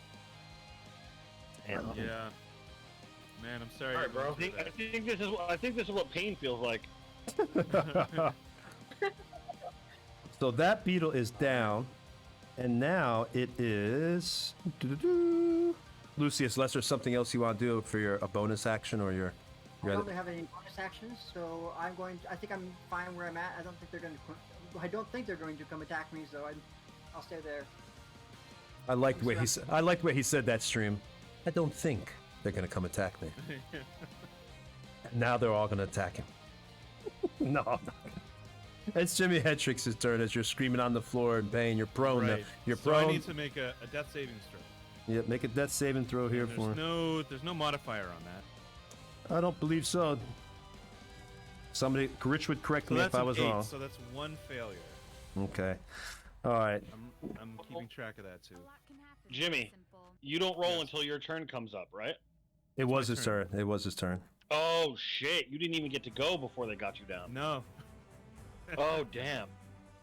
Well, he had that one turn last round, but they didn't really. It was just like a surprise Yeah, round. my turn was basically going around investigating everything. Yeah. So now it's Cutter's turn. All right. So it looks like I was trying to count the squares. It looks like I'm about 45 feet away. If you can, somebody count the Sure. I'll count them. squares for me. 5, 10, 15, 20, 25, 30, 35, 40, 45, 50, 55. You're about. If it was a straight line, you'd be about 55 feet. 55. 50 to 55. About All right, 50 to 55 feet. Just say call it 50 feet. All right. So he does know there's value in this dwarfen. he kind of likes them. You know, he doesn't like people very much, but he likes to have them in the group. So I would like to run, and I guess if I have to acrobatics down, I'm gonna do a full move, free action, ready my axe, and for a regular action, I will pull out my shield. All right. And I want to scream as loud as I can, and I will rage if that will help to get their attention to try and pull them towards me. I'll tell you what. Roll me. First, we'll have to scream, because you're screaming from the top of your lungs on top of this, on top of the buttress. Come for me. The fight is me. All right. So roll intimidation or performance. Roll performance. Give me your performance, as you're trying to bring him in, I guess. Hey, 16. All right, so that's gonna work. All right, you make this yell, and the fire beetles, you're just so. It's not that they're attracted so much to the yelling. They see the movement. You're just moving so much around. You're making yourself look bigger. And so, since you're so much bigger than Jimmy, they're able to see that. And since they're basic creatures, they're now kind of gravitate towards that. So you see a few of them on their next turn, they're going to break off. We're not going to do it now. We'll just say the ones attacking Jimmy will break off, or at least a few of them will. Then we'll get to. Do you want? And do you want to rage for that? Yeah. Well, yeah. You said you were Yes. raging, and now you said you were raging. I'm raging. Okay, and now do your acrobatics check to see if you fall off and bust your ass after you screamed. Please don't fail your Alrighty. acrobatics check. Please pass. Hey, More than 10. that's my goal here. More than 10. Come on. Oh my God, he just got it. Just 10 or more. 10 or more. yeah. All right, so you're able to, not only do you do, I mean, this is, I'll tell you, Cutter, you always roll lucky at the right times, dude. I swear to God. And these are all real rolls. All right, It's so. satisfying. It is. Every time y'all have had Cutter is like lucky. You should go to Atlantic City, man. No, don't do that. So Cutter is able to jump off this thing. He screams the ferocity and intensity. He flips. You see him not just do this jump, but he literally flips. He lands almost right next to Hatchet. Then he goes to running. Are you dashing? I can't dash because I'm pulling out my shield. All right, so I don't think, you can only do one more. So you basically, you just get, I move 35 because I'm a wood elf. yeah, so I think you would, how many more spaces would you, I don't think you'd have any more movement, like maybe 5 more or 3 more. I can't tell exactly. You guys can just place me perfectly. All right, so we'll just, you dash, and you land right, and then we'll put you right next to her. You got a little bit more. All right, and you land right next to Hatchet. Hatchet turns, looks you up and down, kind of wrinkles her cat nose, and you almost see like a gleam of, kind of like a little bit of impressed, like, because she has a lot of dexterity. I've seen her climb the trees when she was throwing the things after y'all forced her to take a bath. So it's rare that you see a glimmer of like impressed kind of nature come off Hatchet, but you see it right now, but it quickly goes away as she focuses right back into the battle. So is there anything else you want to do, Cutter? It's my entire turn. Yep, there you go. All right, just make sure. All right, so now it is Selenar's turn. Well, Selenar is going to do something fairly uncharacteristic, and Tony, I will explain beforehand. If Jimmy dies, Selenar is going to have to go back to eating the weird foods that Cutter prepared prior to Jimmy joining them, and that is just unacceptable to them. So, with your permission and your allowance, I would like to move into the center of the circle, standing over Jimmy's body, putting myself at the center of the swarm of fire beetles. I will do that. Man, you're so tanky. This is- Act so tanky, anyways. Well, make sure you got the movement points, though. I think you should be. 35 speed, I am fine. Yeah, you're good. You're good. All right, so you're standing now in the circle. Directly over Jimmy's corpse. Well, Right. soon to be corpse if we're not careful. Yeah. And you moved into their threat range, so if you move out, you'll take attack of opportunity, obviously. But right now, you're safe because you moved into it. How many of them can I possibly have within 5 feet of me? Not many. Well, they all can pretty much. You are in his space, so now you're pretty much surrounded by them just the way he was. You kind of busted, you pushed your way through, but don't worry. So there's 5 of them around me? No, there's 4. There's 4. You killed one already, Is there remember? any way that I can move to have more around? More? You want more? I want more. 1, 2, 3. I will suffer an attack of opportunity to get more of them surrounding me. All right. I was gonna ask. That's what I would say. It's gonna. All right. Well, if that's the case, then you can. Damn, this is an epic moment. Jimmy's gonna be owing Selenar mad money. he passed. Yeah, that's right. All right. So Selenar, I'm gonna let you push through, and I'll let you get to the point where you are literally. Well, if you're over his body, this would take you away from being over his body. Do you still want to be That's over? okay. Okay, that's okay. All right. Yeah. I just need to have a spot where I have at least 5 or 6 of them around me. You're not gonna have that many, but you have at least right now 1, 2, let's say 3, 4. You're 4 of them surrounded because I put you in the doorway, and there's a little. So, Tony, what you're telling me is not whether I took the attack of opportunity or not, I could only have 4 of them around me at one point. Trying to see if I can get you more here, since you want If more. it's only 4, I'll stay over his body. That's fine.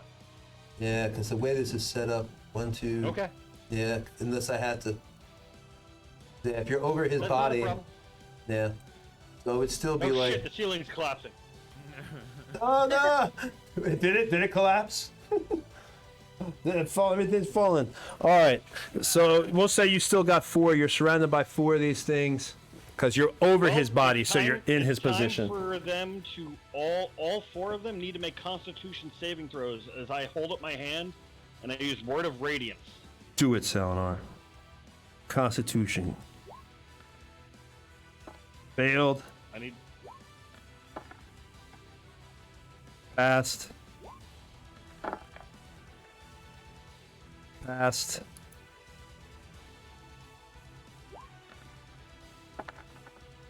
Failed. 2 fails. 2 of them fail, taking 6 radiant damage. The other 2 don't take any. Okay, well, 2 of them are gone then. Describe how you killed 2 of them. Just that with that burst of radiance, that flash of searing light bursts out in a corona around Selenar, just nuking 2 of them. All right, so 2 more down off Jimmy, and it is now. I'm pretty much tanking them, and I want it with the rest of my movement. Now that I'm not going to have an attack of opportunity, I'm going to move further in to try to draw their attention away from Jimmy's body. How are you going to try to do that? Because Cutter already had performance, so 2 of them are already kind of. So they're going to be running past anyway. All right, yeah, so I'll stay where I am. Okay, because 2 of them will, and then the other ones are still in the room. They're hanging out right there. You see them. All right. All right.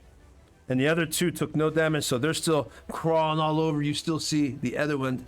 They're slowly trying to devour Jimmy. Even though he's unconscious, you see little bubbles of spittle mixed with phlegm and blood, just little bubbles coming out of his mouth, like when someone's right at the end of death. And I've seen that in a car accident. That's what it looks like for real. And so, yeah, I was there. And so you see the little bubbles of spit coming out their mouth with blood beginning to trickle. And trickle. And it's bad. It's really bad. These things are slowly trying to devour him and take pieces of his flesh away. All right, so it is now top of the round. Back to Yuri. You're right. Is Jimmy just down or is he dead? He is down. I'm unconscious. Okay, Yeah. He's down. Okay, so I'm gonna do something. He's that's- healing on him when he's still surrounded. I was gonna try to just get 5. I was gonna try to just get something off him so he can just get out of the way, but Well,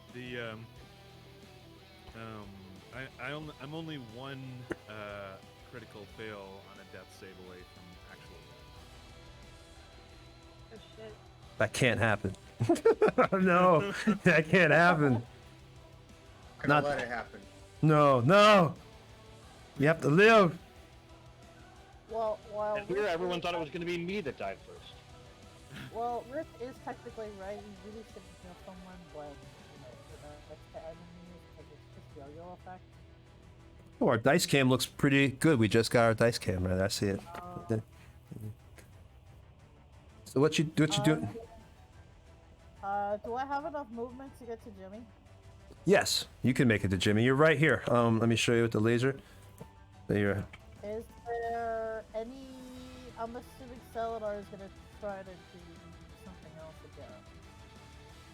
But how many are not? How many of those bugs are next to his body? At this point, now it's just 2. There's just 2 more that are on him. Actually, excuse me, 1, because you killed 3. So there's 1 bug left on Jimmy. Since there's only 1 left, I'm gonna go for the ball. I'm gonna go for Jimmy's body. Wait, is it 2? No, it is 2. I'm sorry. I correct myself because he had 5 on him. It is 2. He still has 2 left on him. Jimmy's like, crap. Why couldn't he made a mistake and forgot the other one? All right. I'm gonna go to Jimmy's body then, and I'm gonna stand in front of it, kind of blocking his body from the 2 that are next to, from the 2 things that are next to Jimmy's body, and I'm gonna attack him. You're gonna try to attack him? Okay. We'll move you up there. Go ahead and roll your attack. We'll kind of move Jimmy to this. Pretend you're kind of to move this buttress out of the way for a second, so people can see it. All right, what did you roll there, Jung? I'm not looking. That was a 17. Whoop, that's gone. Oh, That'll hit. that'll hit. 4 points of slashing damage. It doesn't matter. These things don't have a lot of hit points. So that one's down. Describe how you do it. I come down, and my sword comes down in a straight line, as if it's like a light just coming straight down, and it's gonna slice the bug in half. Right. You see the light, because these things actually do their own illumination. As you do that, you actually see the kind of like their blood and the chemical that allows them to illuminate seep out and spread across the floor into like an illuminating puddle as it sinks back down into the stone. And the little bug just goes, "Eee!" as it goes down. That was a horrible bug sound. I am really sorry. That sounded fucking terrible. That sounded effing terrible. Eee! What the hell is eat? Oh man, that's bad. Sometimes my off-the-cuff sound effects are really, really shitty. All right, so it is All of now. my bugs sound like Angry Birds, so all of my bugs sound would be. All right, so is there anything else you want to do, Yuri? I think you have a bonus. If you want to do a bonus action, or you're just gonna hang out there.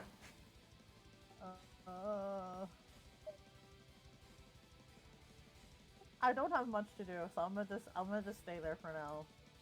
All right, so that means it's on to Hatchet or Drunk Tabaxi. Do I have enough? Man, I really want to do a ranged attack, but I'm kind of scared of it at this point because I feel like I don't have any like a good eye on any of them. Well, let's see. So I guess I'll move.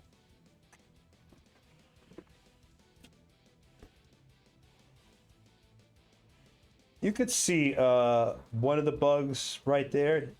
Definitely the one that's right there on top of Jimmy. And the other one's kind of being blocked by Selenar and Yuri. But you can definitely see one of them, the one that's on Jimmy. Okay, I'll just go at the one that I can see then, risking the accident maybe of Jimmy. He's already down though. So I'm not really too concerned. I'm more concerned about the bugs. I'll go with my short bow. And if I click it with, it doesn't automatically add proficiency. Do I still have to roll a d20 with this? No, all you do is just hit. Click the weapon, it'll automatically attack. Yep. If you look and you hover Okay, so I over. don't have to roll anything separate. Got it. Okay, so when I did that, I got 13. Yep, and it, just to let you know for future knowledge based, because I didn't know you didn't know roll 20. If you hover over the number, it just I've been actually here tells. so long, I have no excuse. I'm just bad at it. Yeah, Rich does Foundry, and I've actually liked Foundry kind of better now, but I put so much money in the Roll20, I kind of can't get away from it. But yeah, if you hover over the number, it actually will show you how your roll broke down. Okay. So it's really cool. But yeah, Okay, cool. you do actually hit with I that. got 13. Yep, and you've destroyed. You killed it. Do you want to describe it, or do you want me to describe it? Nice. Okay, so I'll take the liberty. I think that I'm gonna have my eye like right up next to my bow and arrow, making sure that I'm getting like within an inch of Jimmy, just like he's within an inch of total death. But then I let it go, just ripping through the air, and then getting the heart of the bug, like it tried to get in the heart of. Well, I guess he did get into your body, didn't he? Yeah, he got right in and Yeah. came back Yeah, out. I'll let my arrow do the same kind of talking to him. Yeah. He just went inside his body and got straight out of his heart. Yep. Slats. All right, so that's another one down.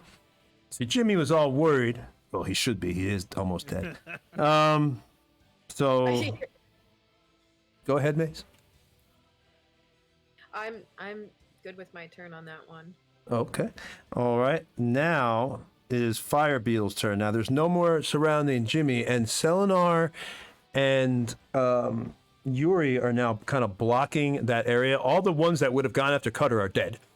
So it doesn't matter. Giant Fire Beetle, this one goes to attack Yuri because it's right in front, so we'll do that first. Sure, it will miss because Yuri has crazy high AC. Doesn't matter, it did 0 damage. I hit with 0 damage! Alright, well, the bug goes to get Yuri, and you know, it's able to kind of get on right on her armor, and Yuri looks kind of concerned, you know, because it looks, but instead the bug just kind of, not the smartest one, it's not the smartest fire beetle, it just starts kind of trying to bite her armor, maybe thinking it's actually her flesh, and Yuri kind of just looks down, looks over at Selenar since they're really close, and kind of gives like a little smile as she kind of, well, it's not that small, but she kind of just like punches it away and just kind of like hisses, and now it's moved back. But it actually tried to bite her, but did no damage. That's the best kind when you get hit and the DM's like, yeah, but you do no damage. There's nothing. Yeah. All right, so this next one's going to attack Selenar because it kind of moves up. It's right here, right there. And attack Selenar.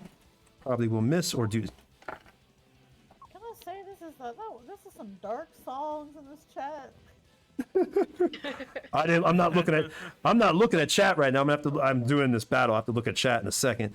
I don't even want to know what he's putting there. He's gonna make me sing terrible things. I have no idea how to sing them. It's like, so I'm gonna be messing up the words. All right, so this one actually gets Selenar. Selenar had done all that damage, that incredible, you know, just the light, had radiant light had destroyed it, incinerated, actually puffed up in ash, and you saw their little bodies kind of just float down, what was left as pieces of ash going through the air. But now these other bugs, because they still smell the pheromones all over Selenar from when they had gotten splashed. And I said they, and when they got yes, right. And so when they got hit by the pheromones, so now these other ones were drawn to him. So it's able to get on Selenar, and this one actually takes Selenar's finger, and it takes him by the actual, tries to bite his finger, but it loses its grip and gets the fingernail, and literally it rips the fingernail out of Selenar's index finger. You see a piece of the flesh also back here from the fingernail go off. Selenar begins to scream because although it's a small wound, the pain is incredibly intense, and the blood begins spitting out. Selenar holds his finger, but it's still spitting up into the air. You see the little bit just hanging off right here, and what's disgusting, you actually see the flesh underneath the ale. It's pot marked and all just gross and nasty, and blood is just flowing from Selenar as she's screaming in pain as the thing is walking away, crunching its nails in between its little pinchers. Tick, tick, tick, tick, tick, tick, tick, tick, tick. All right, so next is Fire Beetle coming up again. This one, let's see, maybe we can move around and get some people. This one comes out, gonna try to get another hit on Yuri. Let's see what happens. Please don't get 0 damage again. Watch you get 0 again. All right, Yuri, what's your AC? Yuri. 16? 16. Yep. All right, well, Not hit. yep, that does not hit. All right, so this one goes to get Yuri. She sees Selenar, you know, screaming the fingernail. Yuri, as she had looked at that, she had just turned around in time just to see that another one now heading in her direction since she was looking at Selenar, adjusted her field of view. She's able to deftly dodge out the way and smack it with the, you know, the flat part blade of her sword. She actually doesn't get an attack because, you know, she didn't see it till the last minute, but she is able to hit it and dodge out the way. All right. What does your video sound like? Go to artlist.io and get the best music and sound effects for your videos. I'm assuming I still take 4 though, because it looks like you got 3 attacks on me, but one of them didn't hit, the other one did. The images you take. I didn't get one of them, just missed. Now we are on the next. Now we're on the next one coming out the door because that was Fire Beetle 6, 7, and 8. So let's go to the next one. Number 9. This one comes out 1, 2, 3, 4, 5, 6. It moves here. This one comes out 1, 2, 3, 4, 5, 6. 1, 2, 3, 4, 5, 6. So these are all they're all kind of coming out now into the room. The last 3. That is their move. You've seen them exit into the room. They're looking for a meal. And now it is Okay, Tony. Lucius's turn. Yes, sir. Yes, sir. Before that happened, since they walked past me, Well, they didn't do an attack of opportunity. They moved down here. I would get one because they left my threatened range. They didn't leave your threat range. The other ones are still around you, buddy. There's the ones back No, here. anyone that walks past me, anyone that walks out of my threatened area, I provokes an attack of opportunity. Oh, well, they didn't. They never. If you look the way they walked, they took this path. I'll show you with the light. 1, 2, 3. Well, that one right there. But if they all looked, they went through the chair, down here, or a diagonal move. But none of them went in that square or that square right there to be in your threat range. Okay. I got you. I know better. I know better than that. Y'all aren't gonna get me on that. Y'all aren't gonna sucker me. Bugs know better? Well, I'm in. Give me a break. Come on now. Richard's being hardcore, man. Heartless. All right, so Lucius, it's your turn. All right, can you hear me? Yes, I can hear you, buddy.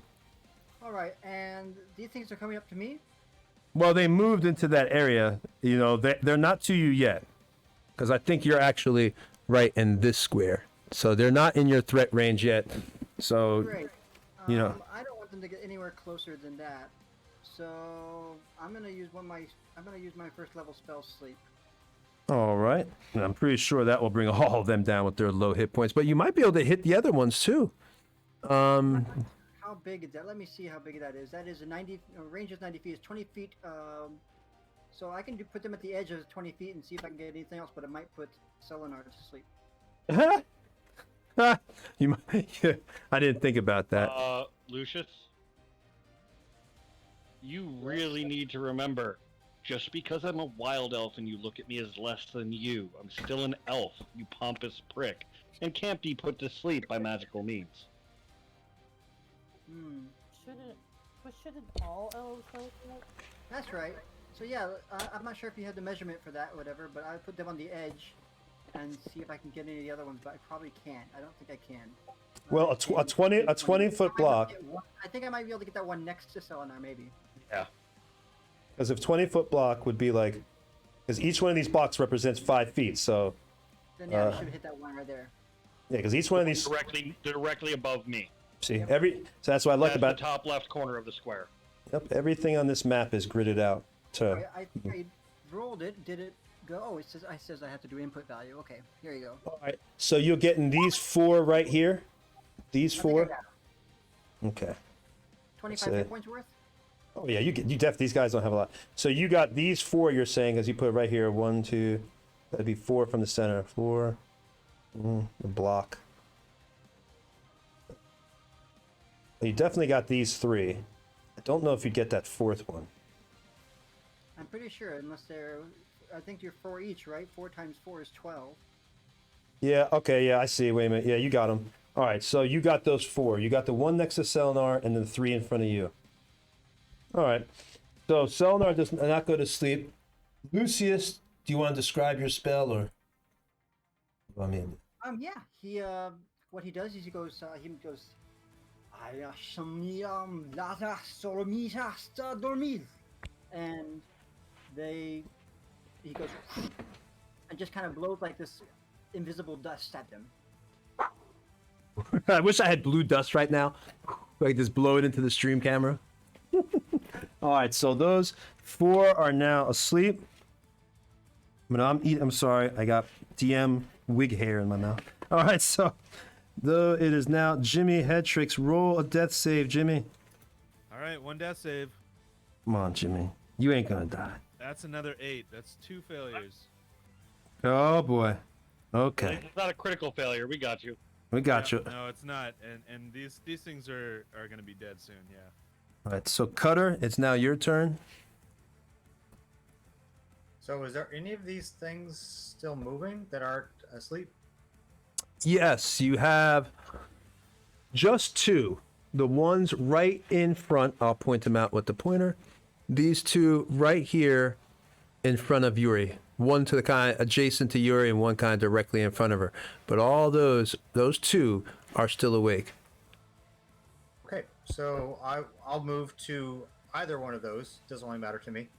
And just to make sure I'm on the up and up, I raged, but I neither attacked nor took damage, so I lose my rage. I don't know if you could make it there with your movement points to make it to where they're at. I Because have it's 35. yeah, 1, 2, 3, 4, 5. Zip, you got it. You got it. You just sick. Okay, you got it.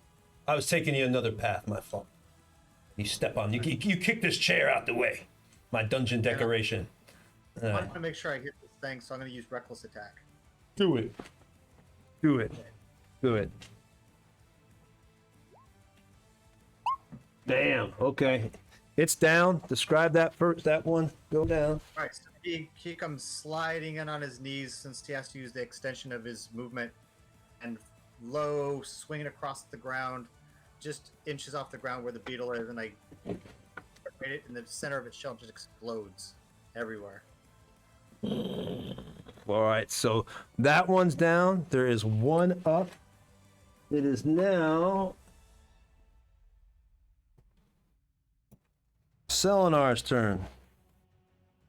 Well, Selenar just reread their character sheet. Mm-hmm. As a bonus action, Selenar casts Spare the Dying on Jimmy Headtricks, Yes. You forgot that. which stabilizes him at 0. Awesome. Selenar can cast it as a bonus action, not an action, and also can cast it at 30 feet, not touch. Awesome. Oh my god, thank you.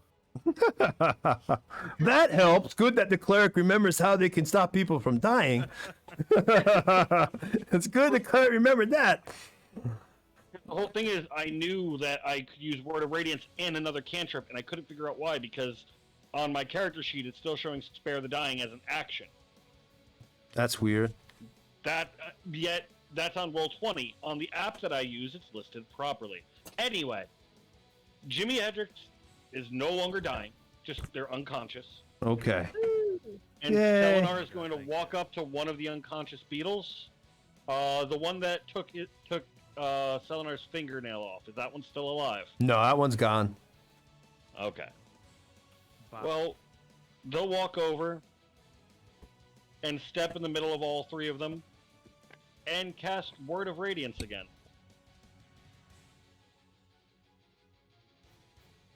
Constitution save, right? It's a Constitution save for each of them, yeah. 14. Have to beat a 14.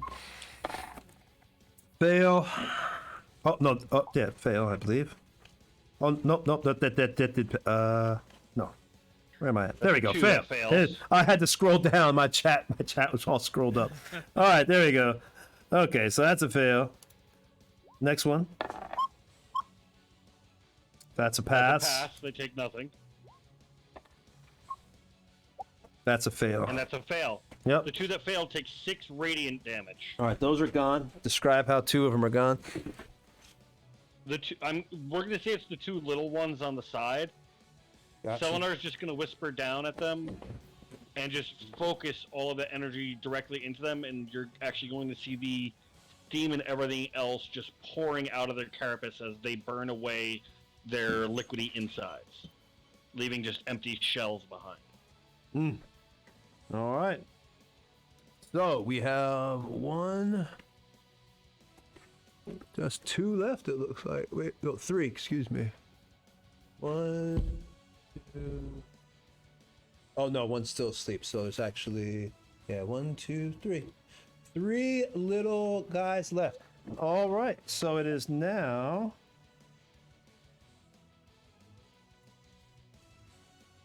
Lucius. Oh, hold on, make sure. Oh, you have to pass it on. I'm sorry, it's not that. It is now.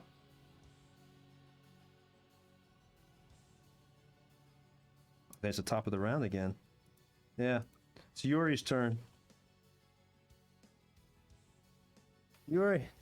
Yuri, did yours just leave? I'm still here. I'm sorry. Oh, there you are.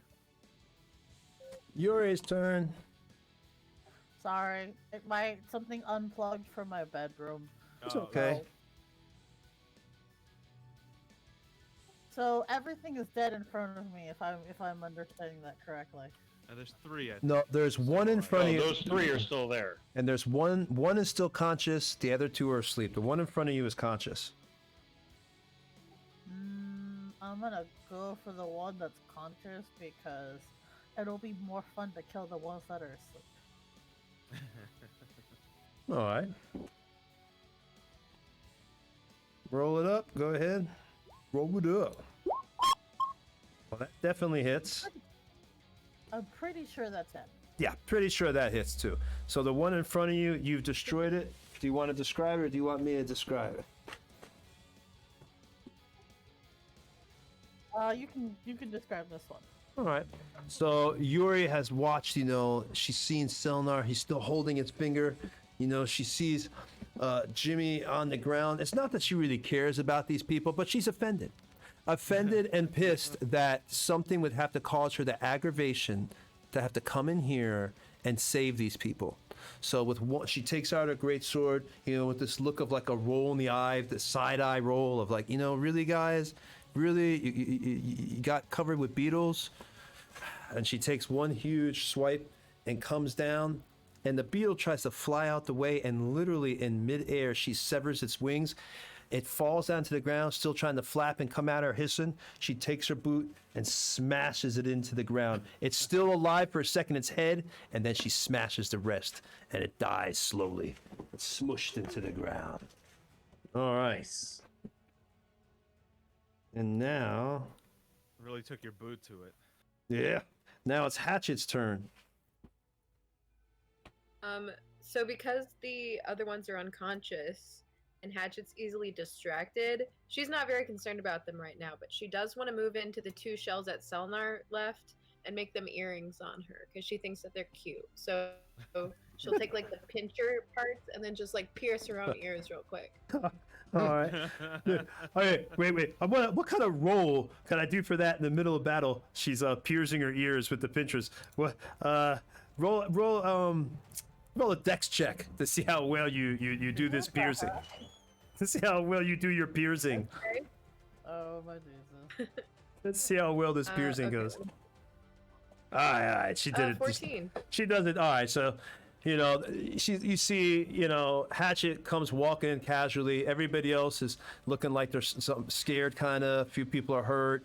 Some people are still screaming, Jimmy. But Hatchet's not really concerned. Somebody's unconscious. Yeah, she's just like, she goes, you go to see her, and she kind of like sniffs the air for a second, and then she kind of feels her air, and she goes, starts singing this song, I feel pretty, so pretty.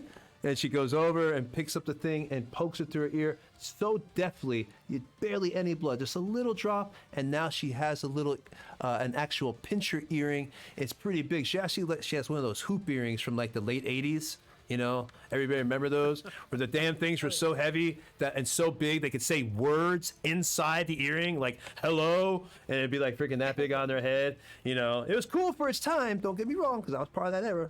But looking back, maybe too much gold for us. A little bit too much. So, all right. So Hatchet, you bought that. You got your earrings, and now it is Giant Firebeal, but they're asleep. So bam, bam. It is now Lucius's turn.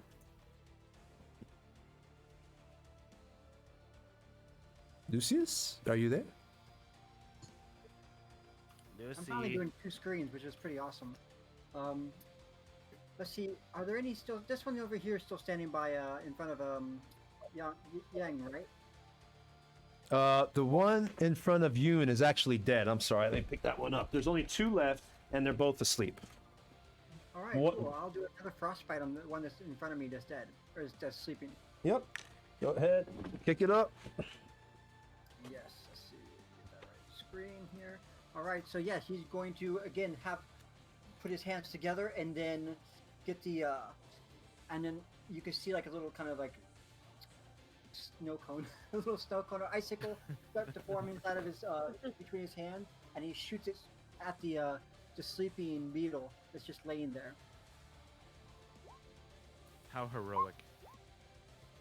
For 2 cold damage. All right. Well, this actually it hits the beetle, and it freezes the wings. But then you instantly it begins to melt, and the beetle hisses, and it gets up. Does 2 damage wasn't enough to take it down, so it gets up. Now it's not right on you, but obviously it's close, and you see it kind of shake its head, ready to hiss, you know, and looking at you, even though still a little ice is left on its wings.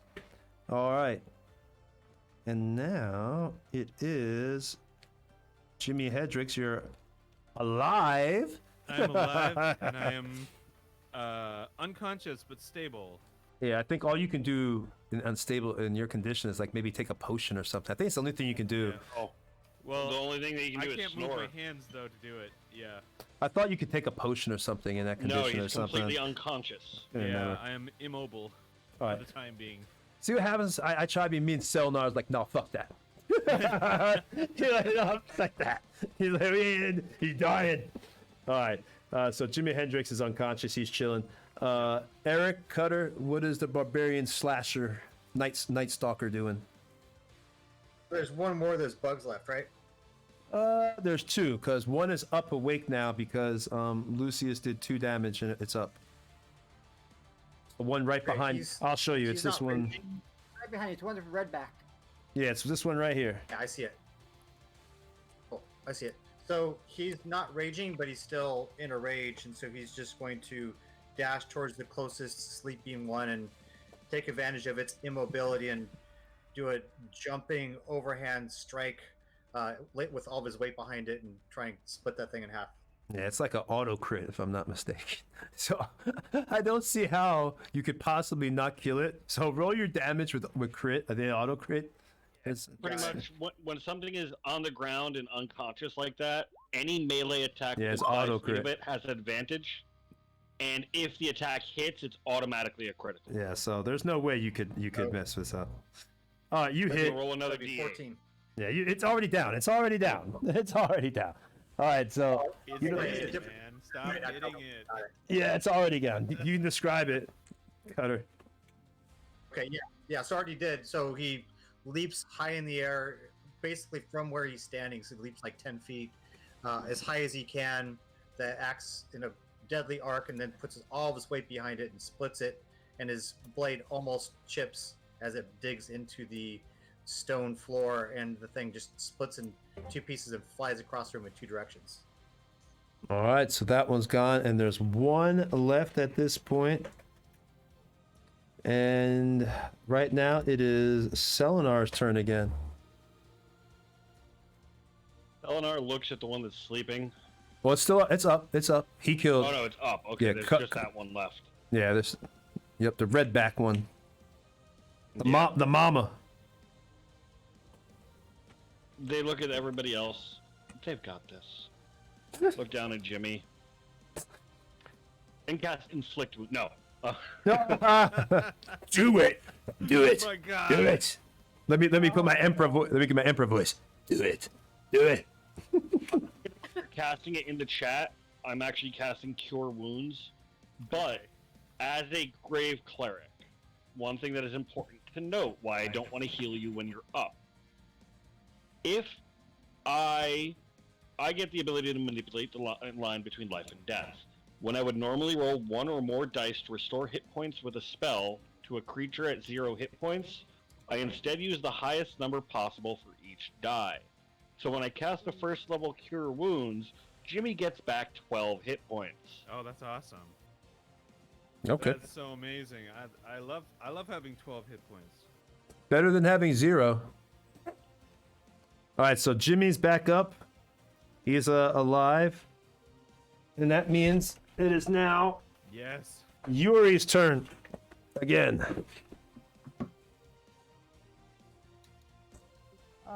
I'm gonna go after one of the ones that's dead still. That's still, well, unconscious. Well, there's no more unconscious. All of them are up. Well, there's only one left, and it's this one right here. I'll move you towards it, as I assume you're gonna smack it. So, go smack it. Smack it, Yuri. Smack it.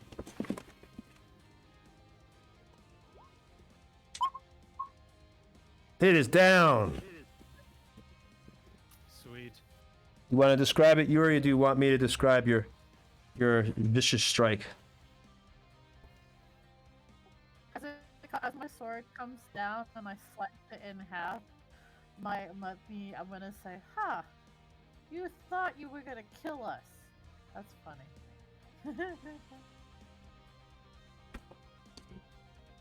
All right, so with that, she takes her sword and sticks it on the ground, just smush it, makes up that little last squelchy sound of flesh being squished by other flesh, and that is over. When we come, we're gonna take a little break here, and because it's 8 o'clock, we usually take a break at 7:30. For sure. It's amazing. The fire just beetle wanna battle say- took longer than the undead I battle. just want to say I opened my eyes and let out this like long guttural scream, and then stand up with my sword like shaking in my hand, and I'm like, "Where are they? Where are they?" You got PTSD, man. In response to that, as Selenar is kneeling down over Jimmy opening his eyes and screaming right in his face, Selenar's just gonna smack him across the face before they step back. Raven, Oh, wait a minute. Wait. Can you all Let out a huge fart. That's what I thought you were gonna say. can you all smack? Everybody should smack Jimmy at least once in a line, like the movie Airplane. Remember, it's like they all just get in the line. Oh yeah. Just smacking. Boom, boom. Calm down. Everybody I can watched it stand. not long ago. It's a good movie. No, it's a great movie. It's a We're classic. taking a break. All right, let's take a break. And Yeah, yes, take a I'm break. gonna sing Selenar. I'll be right back in like a minute, and then I You know will. what you're singing because I'm stepping away. No, I do not know what I'm singing. Tell me what You're I. You're going to be mentioned. singing and dancing to a wonderful song from the 80s that you know very well. What is it? Oh God. You're going to be singing a song by a wonderful group known as Right Said Fred. Oh no! Oh my God. Is it what I think it? You're gonna make me sing "I'm Too Sexy"? It's the one, yeah. Oh. Costume, absolutely. Is it wrong? Is it wrong that I have a guilty pleasure that I actually kind of like that song? No, I like that song a Now, lot. I Tony. had that album, actually. Tony, there's one other thing I need you to do. Yeah. I need you to set your phone up and set the camera up to record you dancing and singing because we need that for the TikTok. Yep, there's my phone. Let me see. I don't know if I have enough power to record myself for that. I don't even know if I have enough memory. You have power and memory in your phone to record. I don't want to hear that. No, see, I don't know if I have enough to enough memory. But Yeah. I will be back. I only have 16%. We'll see. I will put. All right, let me go. Let me be right. I'll be right back in like 2 minutes, and then I'll go ahead and humiliate myself. But let me start. Right Said Fred. So it goes through the commercial if it has a commercial. Golden Nugget Casino.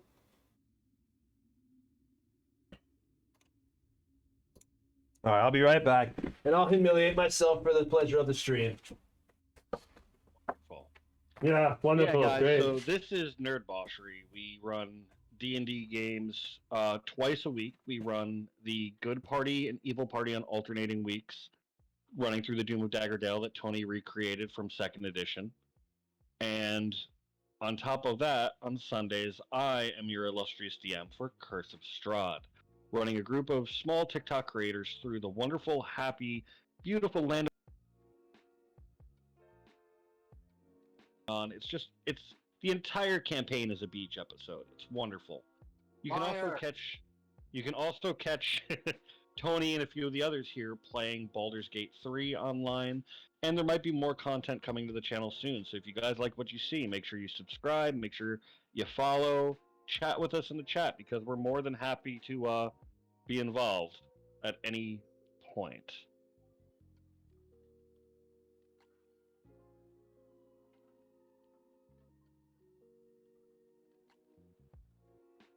So, if you guys have any other questions, feel free to ask us, and we will see you soon.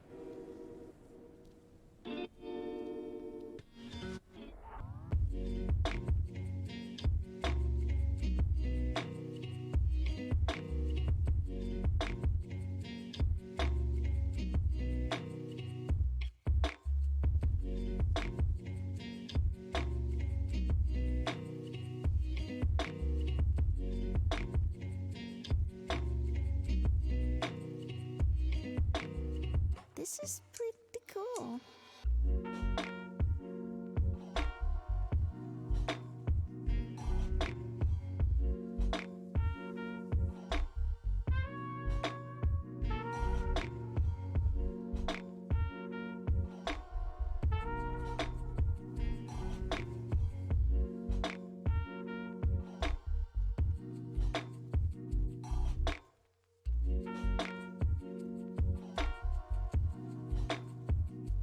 How did he spell it?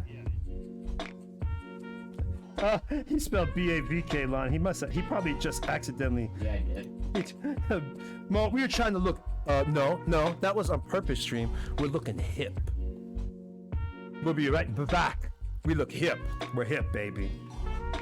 All right. Let me record this for TikTok. I only have 15% like phone power. So let me get started with my humiliation.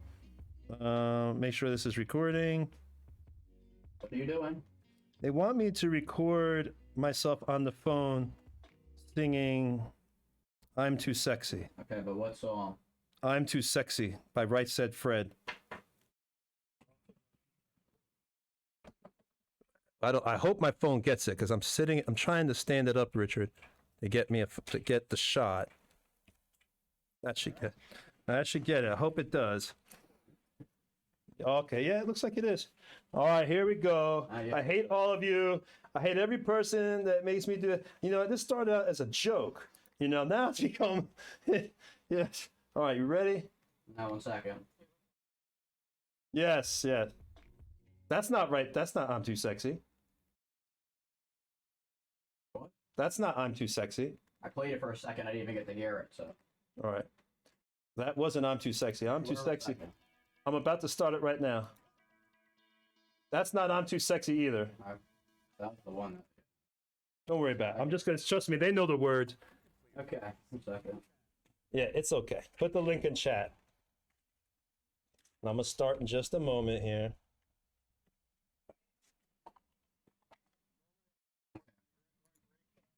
Ready. All right, let me move my chair.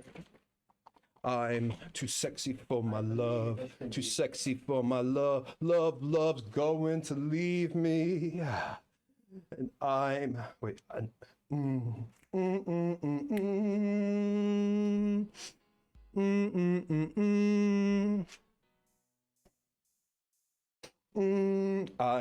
too sexy for my shirt. Too sexy for my shirt. So sexy it hurts.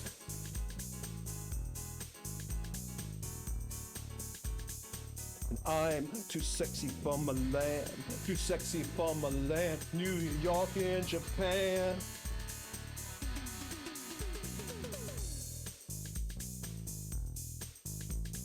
And I'm too sexy for your party.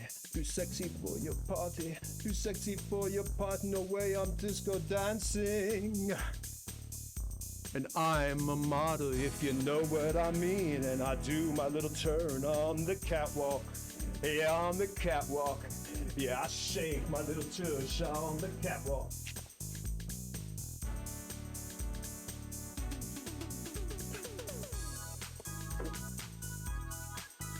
And I do my little turn on the catwalk.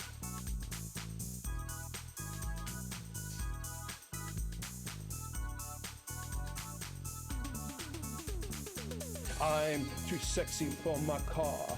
Too sexy for my car. Too sexy by far. And I'm too sexy for my hat. Too sexy for my hat. Should think of that. And I'm a model, you know why I am. And I do my little turn on the catwalk. Yeah, on the catwalk. On the catwalk. Yeah, I shake my little tush on the catwalk.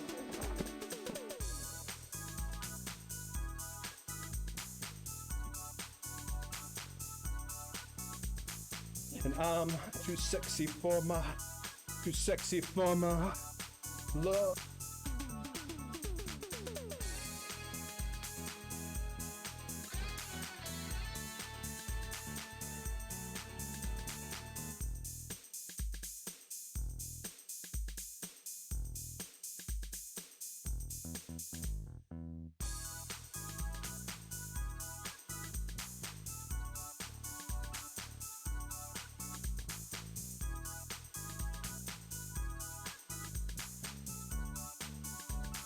And I'm too sexy for my love, too sexy for my love, too sexy for my love, love going to leave me.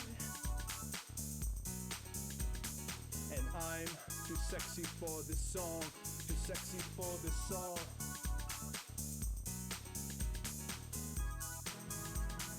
Yep, that's it.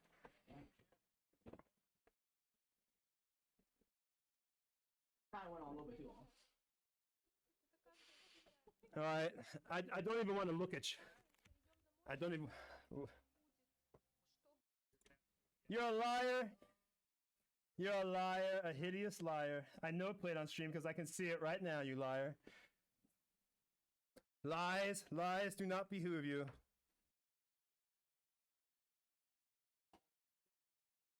Well, yeah, because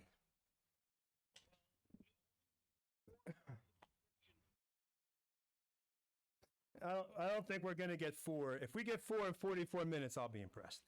But the next song I want to sing Rob Bass and DJ Easy Rock. It Takes Two.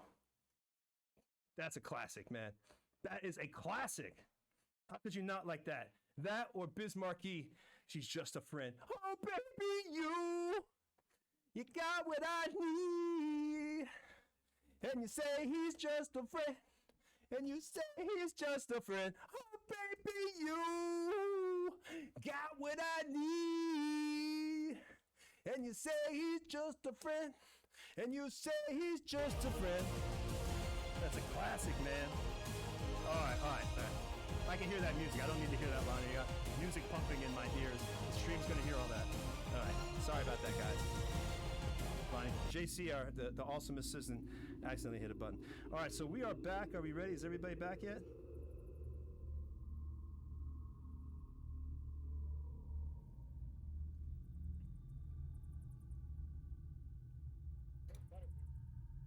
All right, good. I'll take a few.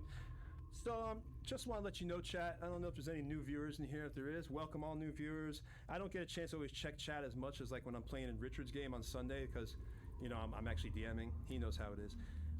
But yeah, thank you for all the people that have shown up. If you're new viewers, you can see we do things a little differently here than most D&D shows. You get a little bit trippy sometimes. And I'm not even under the influence of any drugs yet. So that's really amazing, right? You should see me when I'm not sober. So anyway, yeah, we also offer. Oh, it's gonna be cookie time after the stream. I'm gonna make me some space cookies. But but all jokes aside, you know, we also do virtual DMing, and obviously, if you had it for kids, we would not be acting like this. This is an adult stream, but if it was something for kids party like we've done before, and we also offer corporate training exercises, things like that. So if you're interested in hiring us, whether it's for corporate training, a personal game, whether it's with Rich with his virtual tabletop with Foundry, which is absolutely beautiful. If you watch us on Sundays, I'm the old man in this group. I play a 70-year-old vampire hunter whose family was murdered by vampires, his wife and son, and he's been looking for revenge for the past 40 years. But yeah, he did Foundry, and I didn't even know about Foundry until Rich turned me onto it, because I'd heard about, you always hear about new virtual tabletops, and there's always they're like a dime a dozen now, it seems like nowadays. But that one, Foundry, really impresses me because it seems like it really moves, and it's really cool. But if you like that, or if you like this Dwarven Forge, this is my area. I really love 3D terrain. I am a dwarvaholic. I've coined that word. That is now my word. I am a dwarvaholic. Okay. And yeah, I do the 3D terrain. So if you're interested in that type of game, you could just contact us there. And it's $25 per person for a 3 to 4 hour session. It's usually 3 if we push it over. You know, if you're in a battle or something, we'll go on. We're not gonna be like, oh no, time's up. You know, give us the money. Sorry. No, we'll go ahead and push it over for you. Make sure you and your friends or your corporation have a great time. Your employees.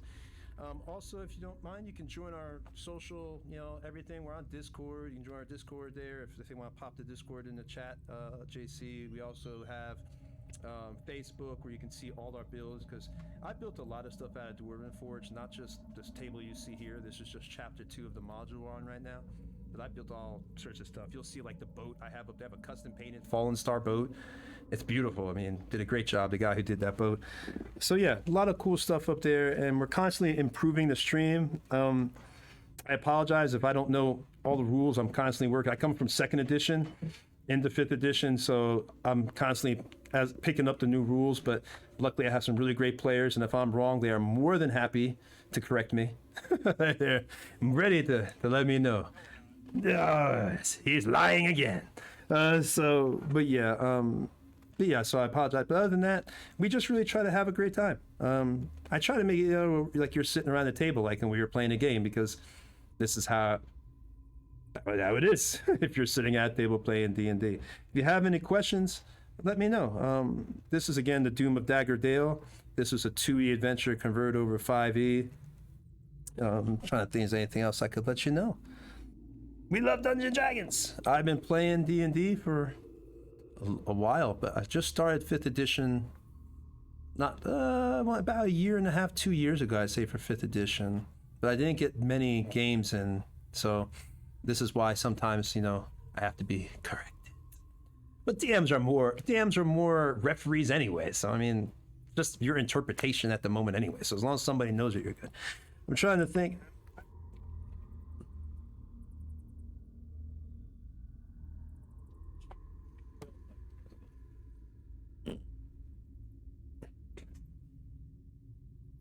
Yeah, I'm working on it. The improvements that we have coming. Right now, we've got a lot of great followers and subscribers, and the money that we're going to be making, anything that we get, we put back into the business. Even little things like we have on our Discord. You can go to stream suggestions and put what you want. Like people said, get a laser pen. I think Richard had suggested this, so we got it. So we got a laser pointer, so it's easier at the floor. They wanted a compass token. They got that. The Good Team had suggested, one of the suggestions they had when they first went to this dungeon was they wanted a wider area. So I actually went out and bought more Dwarven Forge just so they'd have a wider area of caverns in the beginning. Yeah, I'm that anal. I want to please my players that bad that I will go out and spend another $200 just to satisfy for a one-room encounter. So that's no joke. But yeah, we're constantly trying to improve a lot of things that they've suggested. Also, we have a camera, a tripod camera, because it was suggested by, I think, Omar. on the good team that they wanted some different camera angles. Even though we had like a T stand, they wanted some other really close in shots and sometimes even a Dutch camera angle, which we've now been doing, just trying to make things. And we've been improving technical stuff too. And if you watch our early episodes, not to say we still don't have technical problems sometimes with OBS, but if you watch our early streams, like we'd have cameras dropping and stuff. We figured out that problem. We don't have like barely any camera droppage anymore. I don't think we've had a camera, knock on wood, okay, yeah, you know, knock on wood, we haven't had one go out doing a stream in a while, so, because we're running, what'd you Well, no, I'm talking about ours. In the beginning, our cameras would freeze up. You remember, like, oh, that camera's froze or it stopped working, and we couldn't figure it out. And we'd have to sit there, JC be going crazy trying to unplug it and plug it back in, smashing our heads against the walls. We're trying to run the stream. It was like organized chaos, okay? It really was. In the very beginning, it was organized chaos. But luckily, we've slowly been whittling all these things down, getting improved. Again, even with the overlay.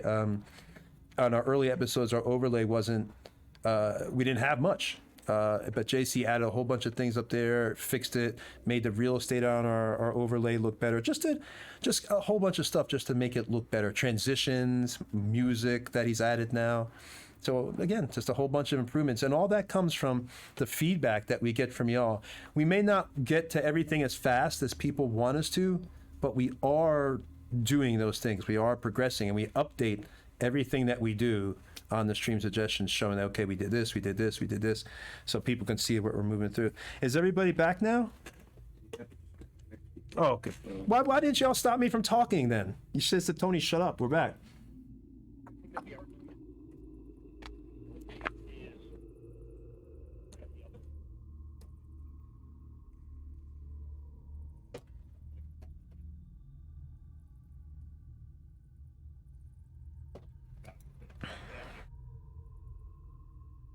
I think Monster should get the advantage.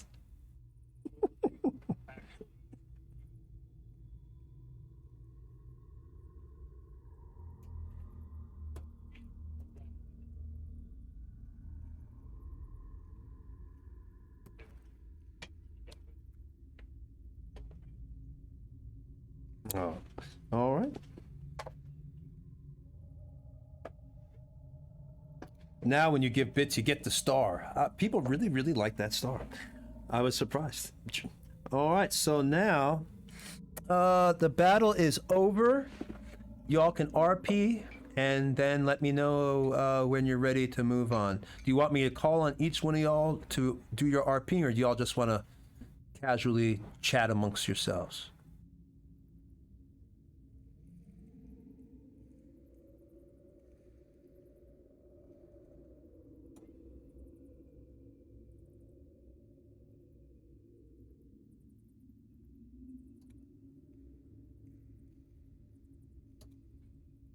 All right.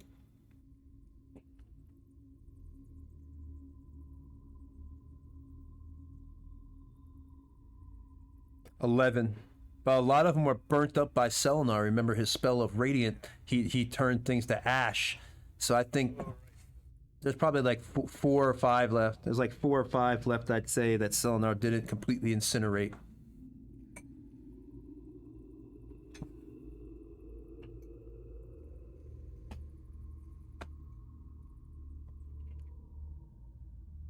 Oh, we're having sound issues. We're fine.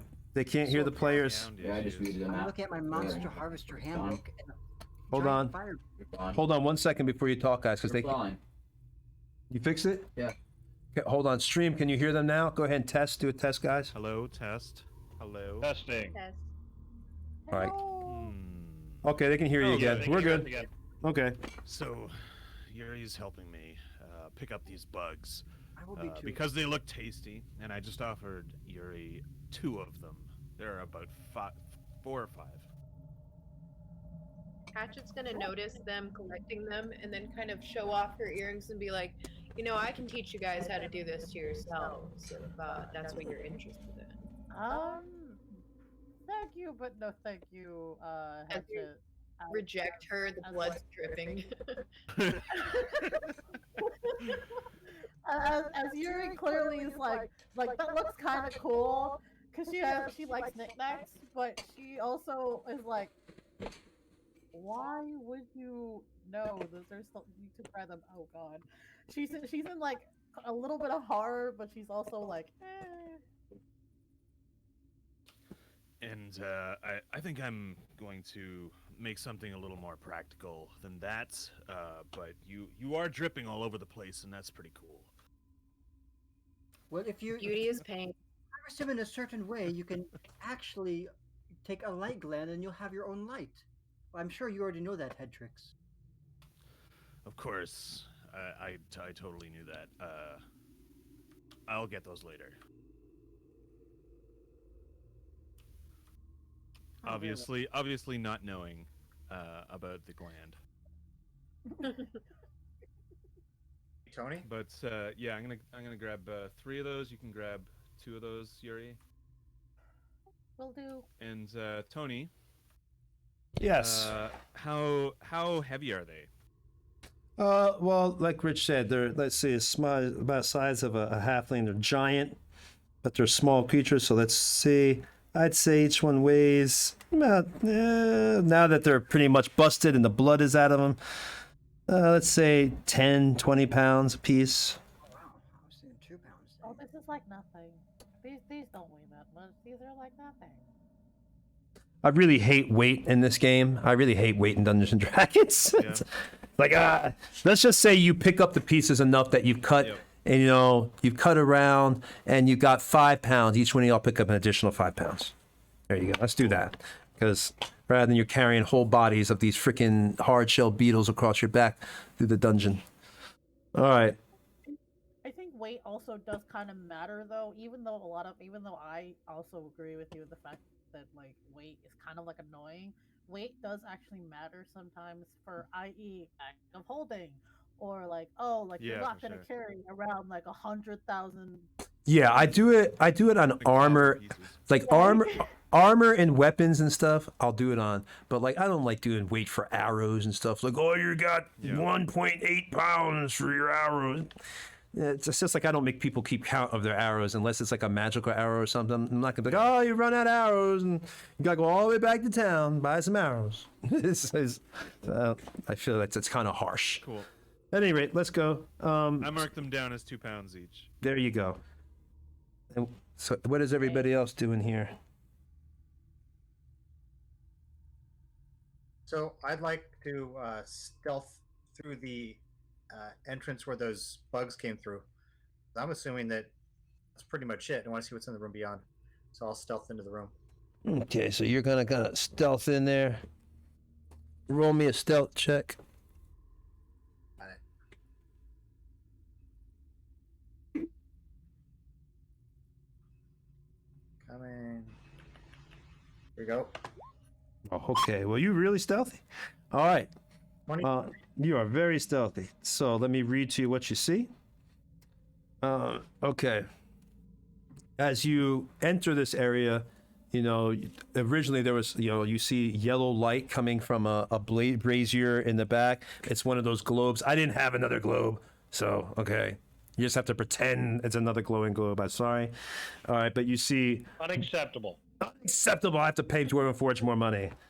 Right now. All right, inside you see wooden racks lining the walls and standing in the middle of a windowless room. The glow comes from the other globe that was in the room, and you can see what looks like old weapons racks, but it doesn't look like there's any weapons on them at this point. It looks like they're just empty. You can see from a distance, it appears as maybe they were taken long ago for the battle that has happened out in the original room all those years ago. All right, I'll spend a little bit of time searching the room, mostly for secret doors, but if there's anything to dig through, I'll do that. Okay. What? Let's find what everybody else wants to do as well before we go. So, is there any other RPing anybody? RPing anybody else do? Or are we just moving on to searching and doing stuff here? I'm gonna go over to Selenar, and I go to they, and I say, so, any idea how these lights are still working after all these years. Ah, that's right. They had investigated that. I guess I can roll an As- investigation check or Arcana check. Yeah, as Lucian asks that, Selenar is once again looking at these strange light sources and trying to deduce their origin. Okay. So would that be investigation, Arcana? What do you want, Tony? Well, what are you trying to determine? Are you trying to determine if it's magical, or are you trying to determine why it's working? I mean, what is your? Because that would be a. First, I want to determine if it's magical. Then, why is the magic still working if this place has been abandoned for so long? Gotcha. Go ahead. We can roll together, maybe. Well, we could also work together. I know, strange concept. Go ahead and roll. Whoever wants to roll the one first for Arcana, roll that. 7 Arcana. What about you? Go ahead. Go for it. Okay. You're the wizard. Oh yeah. So, all right. So you're able to determine that these globes. You go looking around, and you're able to deduce from your studies of the Arcana that these globes are actually lit by a continual light spell that is embedded within the globes. So it is magical, and Of course. you recognize. How could I have not thought of this ahead? It's one of those continual spells. It just never. It's like an everlasting light spell. How large are these globes, Tony? They're large enough that you could, wrap your arms around. It's quite large, but you could try to hug your arm around it. Your arms, I look at Lucius. Now, I know some mages in the past have carried a spell with them that allowed them to create a small disc for transportation. By any chance, do you know that one? No, I never found a need for that one. I usually cut things up and take the pieces.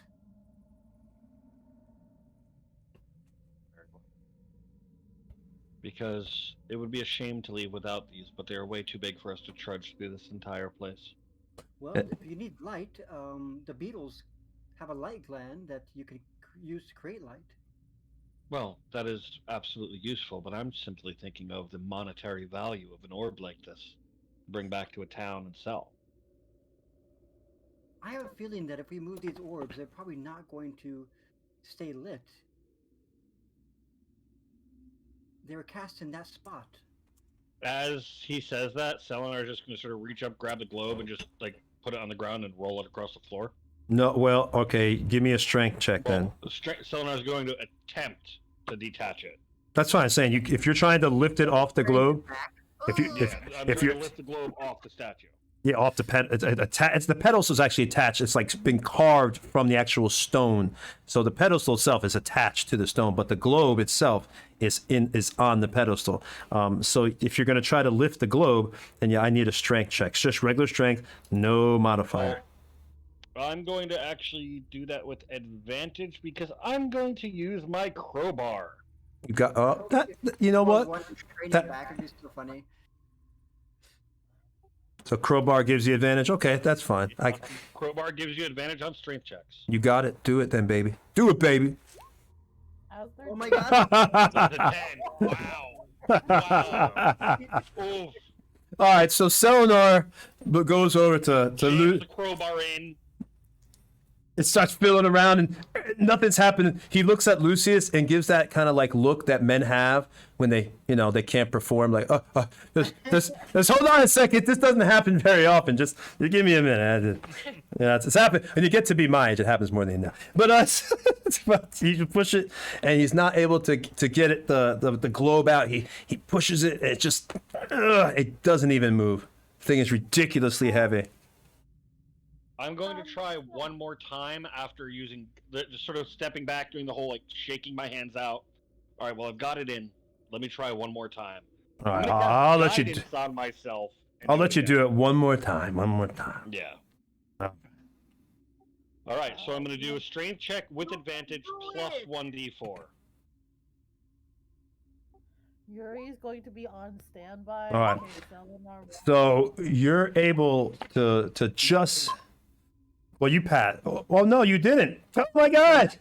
A 19. You just missed it by one. I thought you got a 1. All right. Well, unfortunately, you do not get it again. All right. So you go, and it just kind of does the Thor's hammer thing. Like you can tell you almost had it. Like it just, but then it's just too heavy. It just rolls back into position. You're not able to get this globe out of there. It seems, Eleanor, that is not your forte. No, it is not. And honestly, if it is this hard to get out of this thing, I don't think it's going to be easy for us to card it anyway. Perhaps we should wait for Cutter to return and see what he can do with it. But are we going to card it through the whole dungeon? I guess If we we could have do to. some fun. It could be a good way to clear the dungeon and clear away of any beetles, huh? Am I watching them do this, Tony? We could just leave it at the door. Well, you and Jimmy are over. Y'all got the fire beetle pieces, but I put y'all pretty close to each other. Everybody can hear each other at this point. Make some beetle pancakes. It's like Indiana Jones. Yeah. Da-da-da-da. Destroy everything that Tony has set up by just destroying it with a ball, and everybody just pushing the ball together.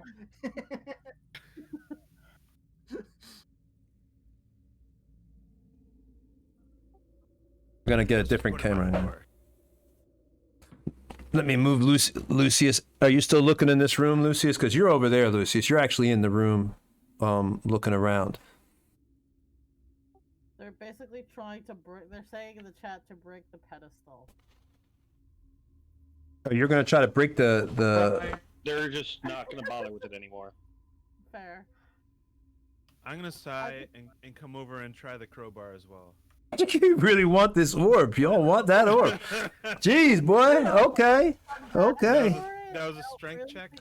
You know what? You know what, stream? This is what happens when group sees shiny objects. It's like children. You're dangling keys. Like, ah! I hand Jimmy the crowbar, and I'll give him guidance. All right, they want this orb. Go ahead and roll.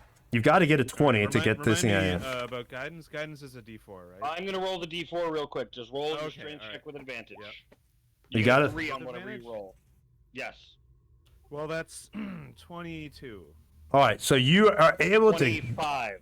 You get the. 25. There we Okay, you got the orb. Pops right up. It comes off, but this thing, it falls to the ground with an incredible thunk. Like, dunk, dunk, dunk. It barely rolls. It's incredible weight. You can tell that if you have to carry this thing around, they're not going to be doing anything else. They're going to be walking with this big, huge orb of light just in front of them, and they're going to be ridiculously. Suddenly, weight and encumbrance matters. Well, I said, wait. I did say on items. I was fair. I said I wasn't going to do it on like arrows and stuff like that. I ain't going to be No, like. pretty much the encumbrance rules are there for the DM to say, no, that's too friggin' ridiculous. What's your maximum carry? DM, Yeah. is it still lit since it's moved out of its space? Was the wizard right, or was the? Oh, it's still lit. It's still lit. The globe is still lit, but it's just, I mean, it's gonna picking that thing up. Anybody's gonna suffer exhaustion just picking it up. I mean, I'm not gonna lie to you. It's ridiculously heavy trying to carry this thing around. You can carry it though. Now you got it. No, someone can carry it. It's off the pedestal. You passed your strength check, but it's gonna be heavy. Huh? I thought it was a single object. It must just be on the orb. And then I ask, where do you want this? Sorry, go ahead. You're good. Oh, I was gonna say while they're doing that and kind of distracted, could I go look at the weapons racks? Oh, absolutely. Well, did you hear the description? There was nothing on those weapons racks. I actually described that. You could see from a distance that there was nothing on there, but we can search it That if you isn't too bad. if you want to search those weapon racks a little bit deeper and see what happens, or search anything there. All right, you are in the weapons. No, I trust that there's nothing if there's nothing. But I will go in there and I'll kind of bat at the ball like a ball of yarn. All right, are you going to play with the other orb and say, "Hey guys, come try to lift this one too"? Tony, just for realism, I need you to detach the orb from the pedestal and put it on the floor. I hate you so much. This is why I don't like playing with Richard. Raven, are you ready? Are you ready for this, Raven? You love I'm playing with ready. it. What's I the- do. I actually love playing with Richard. I do. Oi, We've got big balls. They've got big balls. So who's the biggest? Oh, There. It's on the there. It's on the floor. Now you're like, oh shit, he really did it. But it's not lit up. Tony, you have to remove the lighting mechanism because it's not Oh, lit up. shut up. That will break my thing. I'm not moving that. It will break my Dwarven Forge piece. I ain't going that far. That was the joke I was trying to make, Tony. No, I beat you because I put the orb there. Wizard's right. It's oh, no, the orb is still. Wait a minute. The orb is still lit up. Look. There it is. Oh, yeah, perfect. It's still lit up. I win.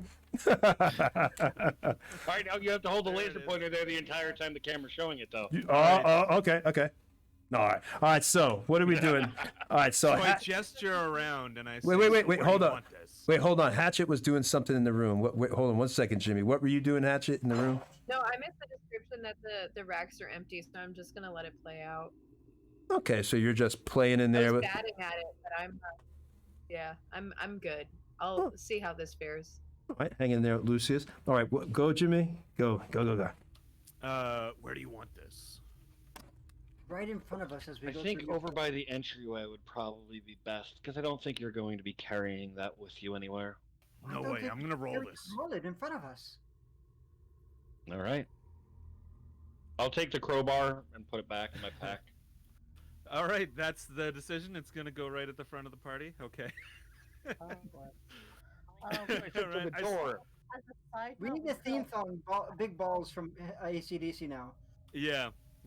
I mean, didn't we do As we that? go though? through a whole dungeon, just rolling the ball over everything. Yes. NCDC, yeah! I'll start searching the rest of the doors then. Really? Yeah, I'm gonna check for traps. That's what I do. Really? Okay. I'm gonna stay near Raven for this one because I know that somehow something's going to happen and I don't want him to die again. Okay. All right, so Just everybody. trying to make sure this room that we're in is safe. All right, so you're gonna come down and check this last door here. Yeah. Okay, I'll put you down here then. You and Yuri are hanging out down here. All right, go ahead and give me a investigation check on that door. Right. Investigation is 2, and that's with proficiency. So 21. Give me another dexterity check. No, I'm joking.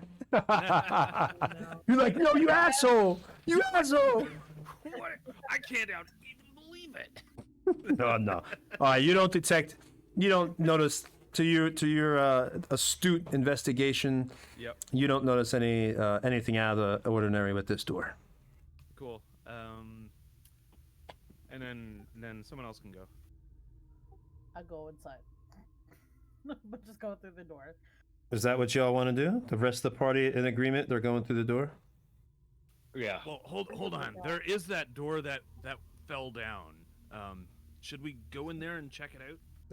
They already are. Lucius and Hatchet are in that room. All right. Okay. Okay, so let's go with this one. Okay, so you're all gonna enter this room. You're gonna have lots of courage. I don't know Okay. if we should. I don't know if we should split the party on. Too late. She said it. Too late. Oh, too late. I did say that, but I was waiting for someone to stop me, to be honest. Too late. All right, so Yuri goes into the room, and Tiamat comes down from the ceiling. Now, Oh no. Ouch. no. All right, Fantastic. let me stop. You are in as you enter this. You can see down the hallway because you're far enough that you can see. You are in a small round chamber with a single long narrow window overlooking the Tesh River Valley. You know, because you're on the mountain. So now you're actually in the mountain. And it was so well hidden. There's actually a lookout point. The window seems to be recessed in a crack among the rocks and is very difficult to spot for the outside. You notice that, you can tell, being a fighter, and that this looks like a perfect position that if ever something had happened, like someone was trying to take over the town or head into town like an army was coming down the river, this would be a perfect spot that you'd be able to see that army coming, and you basically can see the whole valley, so it's a perfect spot for all that to see. Wow, that's some view. Can we go back inside? I'm feeling a little bit agoraphobic out here. Well, you're not outside. You're just like Yeah. down here. So you want to go back out the room. Okay, so you two go back out the room. I'm just nervous about this place. All right, because there's nothing. That was unless anybody wants to examine anything in there. But basically, you saw that was the description of the room, and there was like you saw like a barrel of what looked like old wooden, but they're obviously rotted and gone arrows at one time, and a broken chair was in there. But that was what you saw from a first examination. Is there anything y'all want to do, or are you just heading out? Okay. You know what? Since we're here, we should investigate, see if there's any secrets or treasures or anything. Yes. Anything hidden. All right. Well, let me find out what Cutter and Selenar are doing, because I know Hatchet and Lucius are in the other room. Cutter and Selenar, what are y'all doing over there? Yeah, so I'd like to take down those weapon racks and look for secret doors behind them. Okay, so you go in here next to the tabaxi that's playing with the globe. She has her catnip. She's smoking it. Okay. And you go ahead and give me a investigation for your secret doors real quick. Surgeon General's warning, do not smoke catnip at home, kids. It'll give you a headache and nothing else. Yeah, don't really smoke catnip, guys. Don't do that. That would Catnip's a great tea. Catnip's only for tabaxis. She can get away with it because she's a tabaxi. So unless you have you're part cat. What? Right. But it genuinely is a really good tea. Like, if you're going to try catnip tea, I highly recommend that. Really? Catnip tea is very good. Do not smoke it. It will give you I didn't know you could eat cat or drink catnip. Migraine, and you will want to kill yourself. I did not know you could drink catnip. That's crazy. I never knew that. I'm going to try that. I don't want to know how you know that. That's Because the you fun fucking part. smoked it. All right. Oh, he got a 19. So Cutter goes over there, and he begins, putting his hands, puts the empty rack out of the way and begins just kind of examining the eastern wall, looking to see if he detects any secret doors of any kind. But you don't, even though you do a very thorough job, your elven eyes are picking out even the smallest of details. You really don't notice anything. There's just nothing, no secret doors or anything in here. Okay. He stops and he looks over at Hatchet, and he says, "Coming?" I guess, yeah. I was getting really fond of the box-shaped things, so I was gonna maybe take a cat nap, but I'll go. All right. By the way. All right. Return. That is All right. not a problem. All right. So all y'all are heading out to. Are y'all? I'm sorry. Go ahead. Back to the group, yes. Okay. So everybody's heading out the room, back kind of to Selenar. In the middle here, right by the heavy-ass globe that is laying on the floor.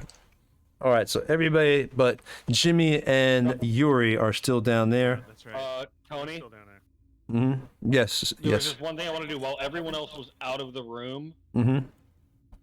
When everyone had walked through the other door and moved into the other room, Selenar was by themselves, right?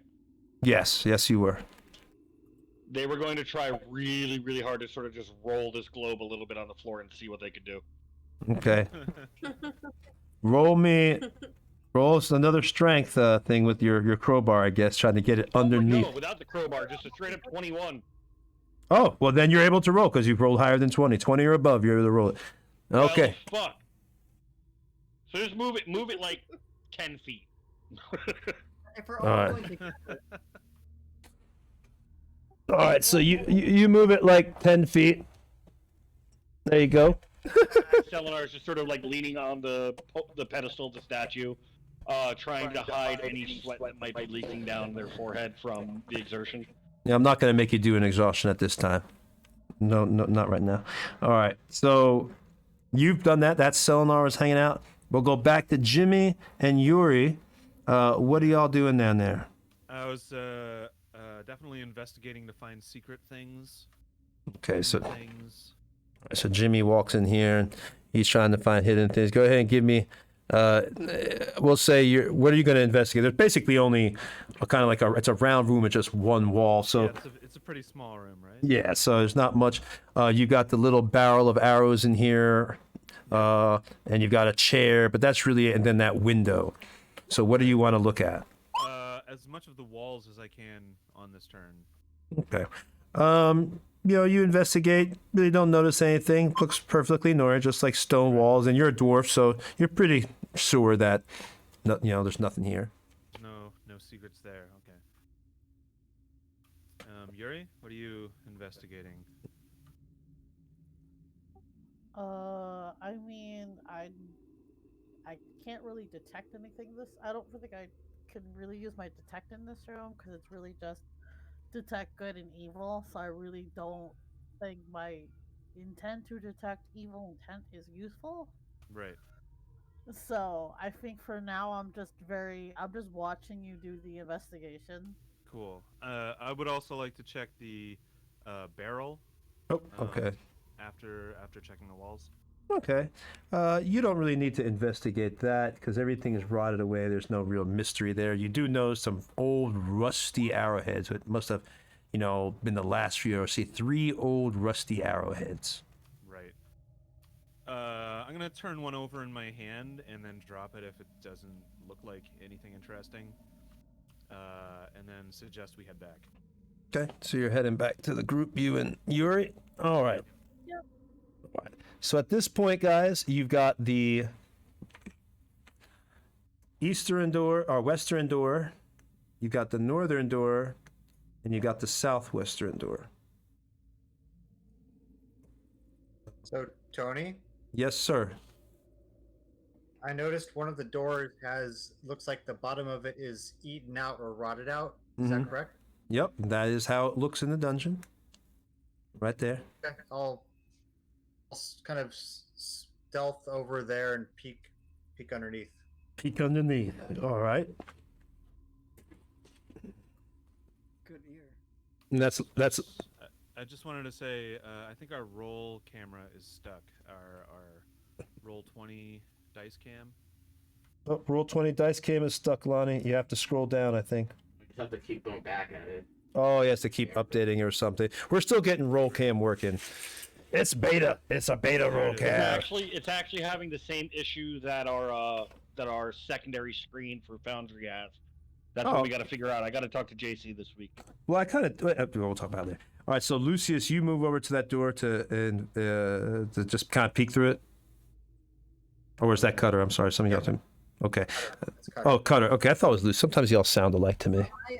I'm looking at the statue and I think I didn't see anything. Okay. Yeah, you were just hanging out over here because you had been in that room with Hatchet and everything. All right, so Cutter goes and you stealth over there. All right. When you look through that door, there's no need to roll. Well, you can roll stealth if you want to say stealth.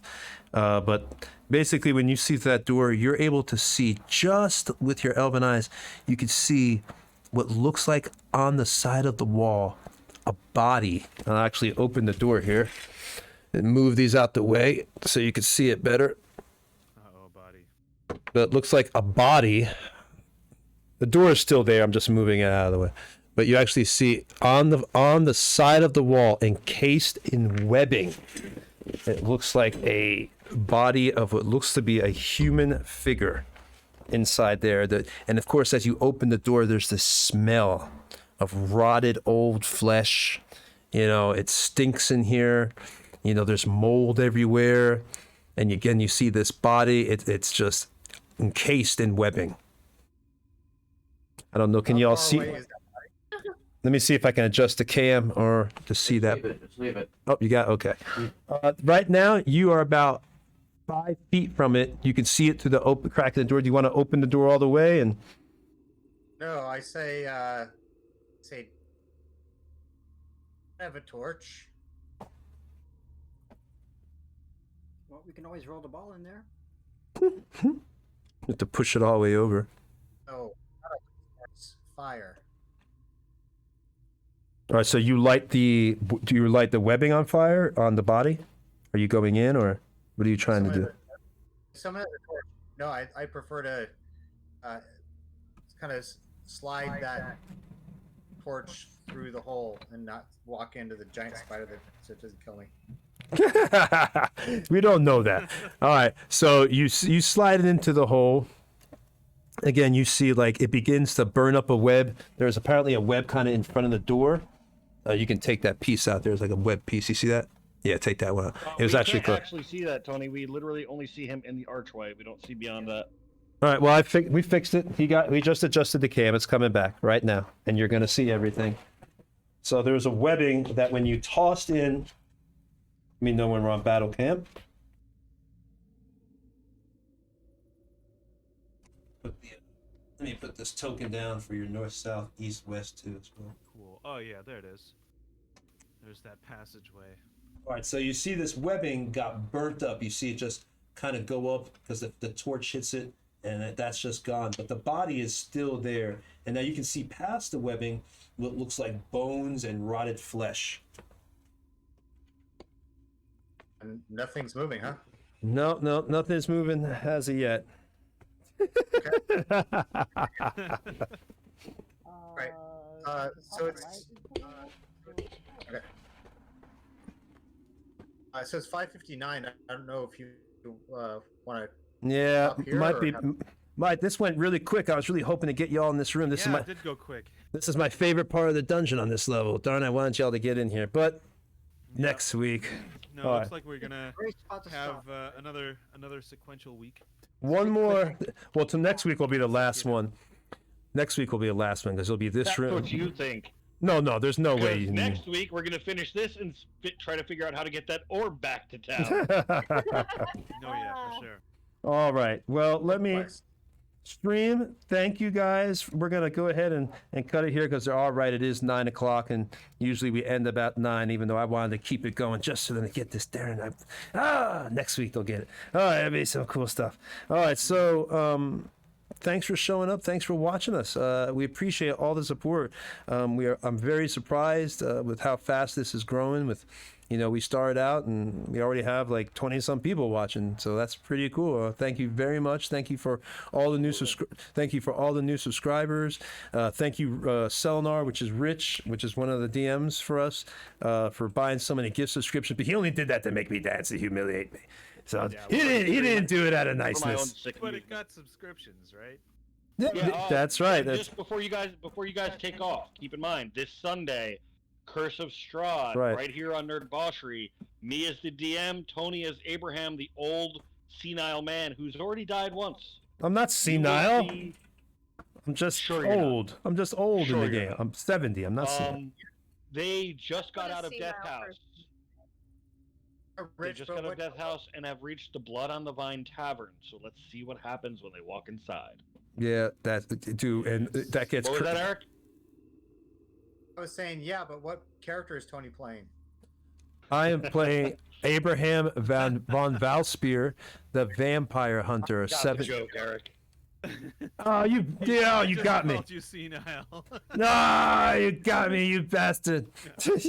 You bastard, you tricked me. Take away all your inspiration. No, but all jokes aside, we have if you can't tell, we all have a really great time in our games. We trip out, we laugh, we do crazy stuff.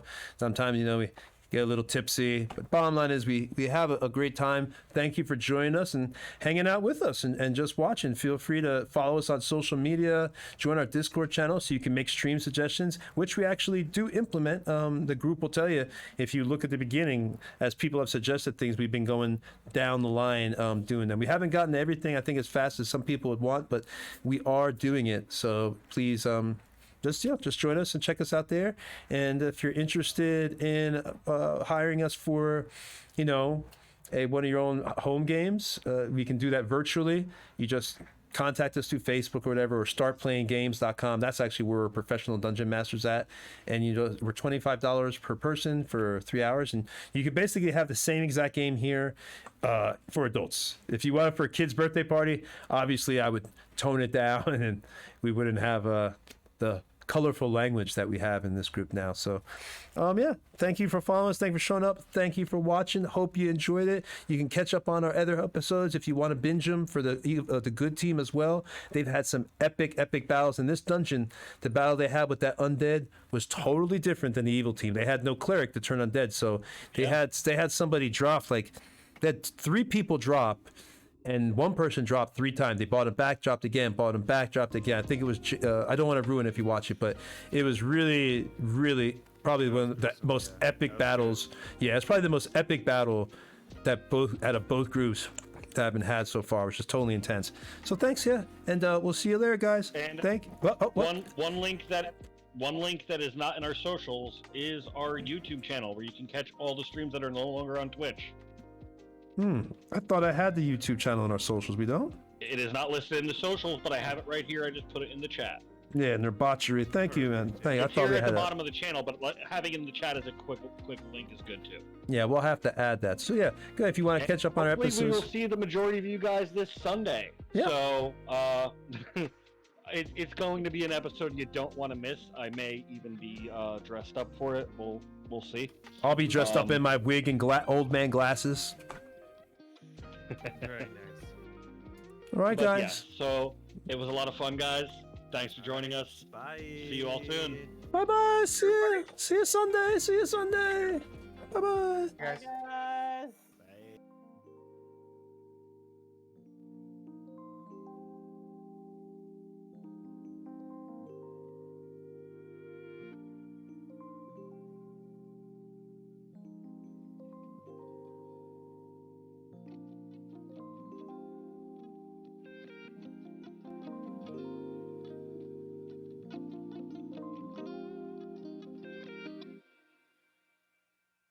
Hey, I'm Talon, and this is Rumpus, and I'm going to show you how to start an online t-shirt business. Let's go. First, go to Shopify.com and start a free trial. Next,